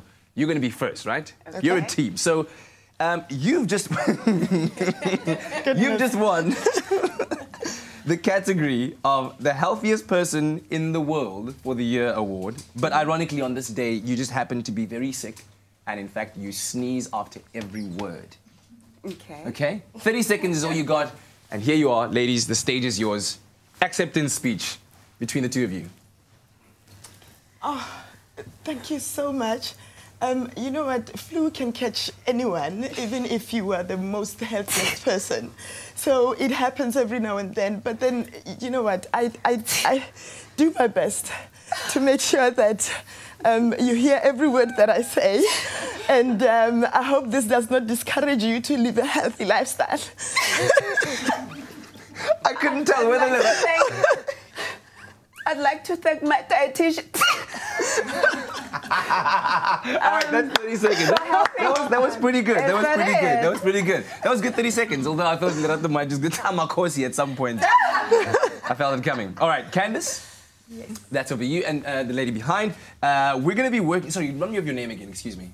Merla. Candice and Merla, you are next up. And, okay, I'm going to give you this one because I like this one. So, both of you are American Southern farmers, and you've just won the award for the Farmer of the Year. So, in your acceptance speech, obviously become very emotional. Farmers are very, very passionate people, and you want to be thanking specifically your animals, including your duck, your chicken, your cow, your sheep, and each one of them has a very endearing sound that you make for them when you mention them, all right? 30 seconds is all you've got. 3, 2, 1, the stage is yours. I would like to thank Arlene, my pig, who does that. Thank you so much. My Donald, who's my duck, quack, quack, quack, quack, quack, quack, quack, quack. And I would like to Lester, who's my rooster, cuckoo. Thank you so much for always standing by me and through my whole journey. All right, that was pretty okay. That was pretty okay. It went from Southern farmer to South African farmer, I felt. So, you know. But we missed the sheep over there. All right, so, Mpho? Yes. And Gila over there, you are winning the award or accepting the award for Bodybuilder of the Year, and naturally as a Bodybuilder of the Year you flex your muscles during your acceptance speech, pointing out the particular you know, sculpted nature of these various muscles that you will be naming in your acceptance speech. 3, 2, 1, the stage is yours. Thank you very much. I would like to thank this tricep. And I'd like to thank Squats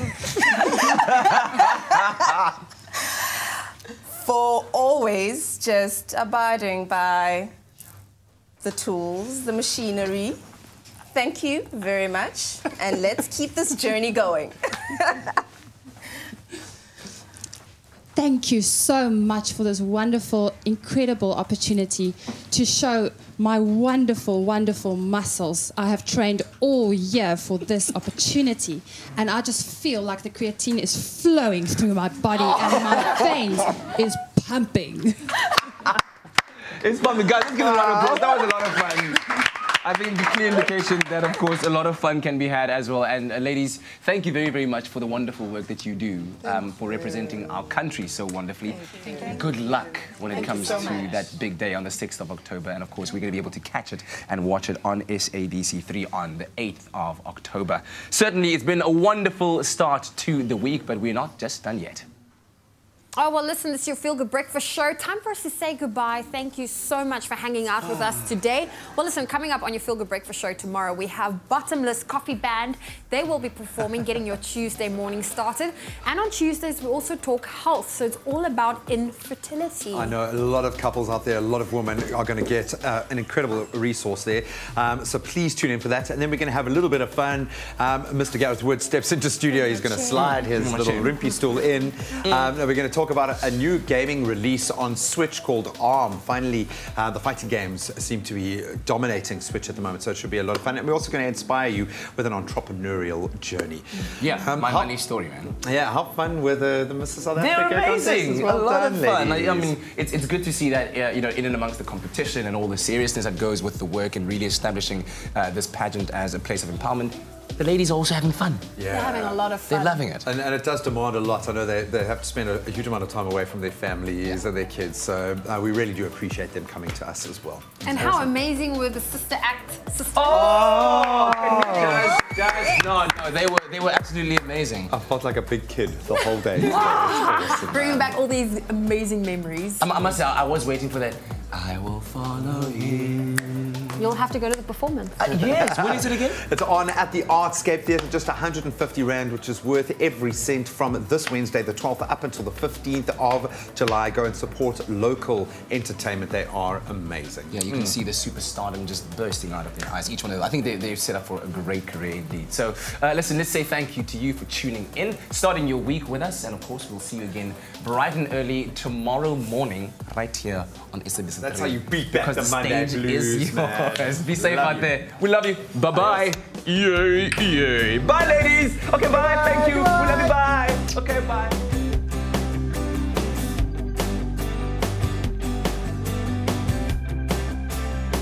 Expresso Morning Show, made with love by Clover.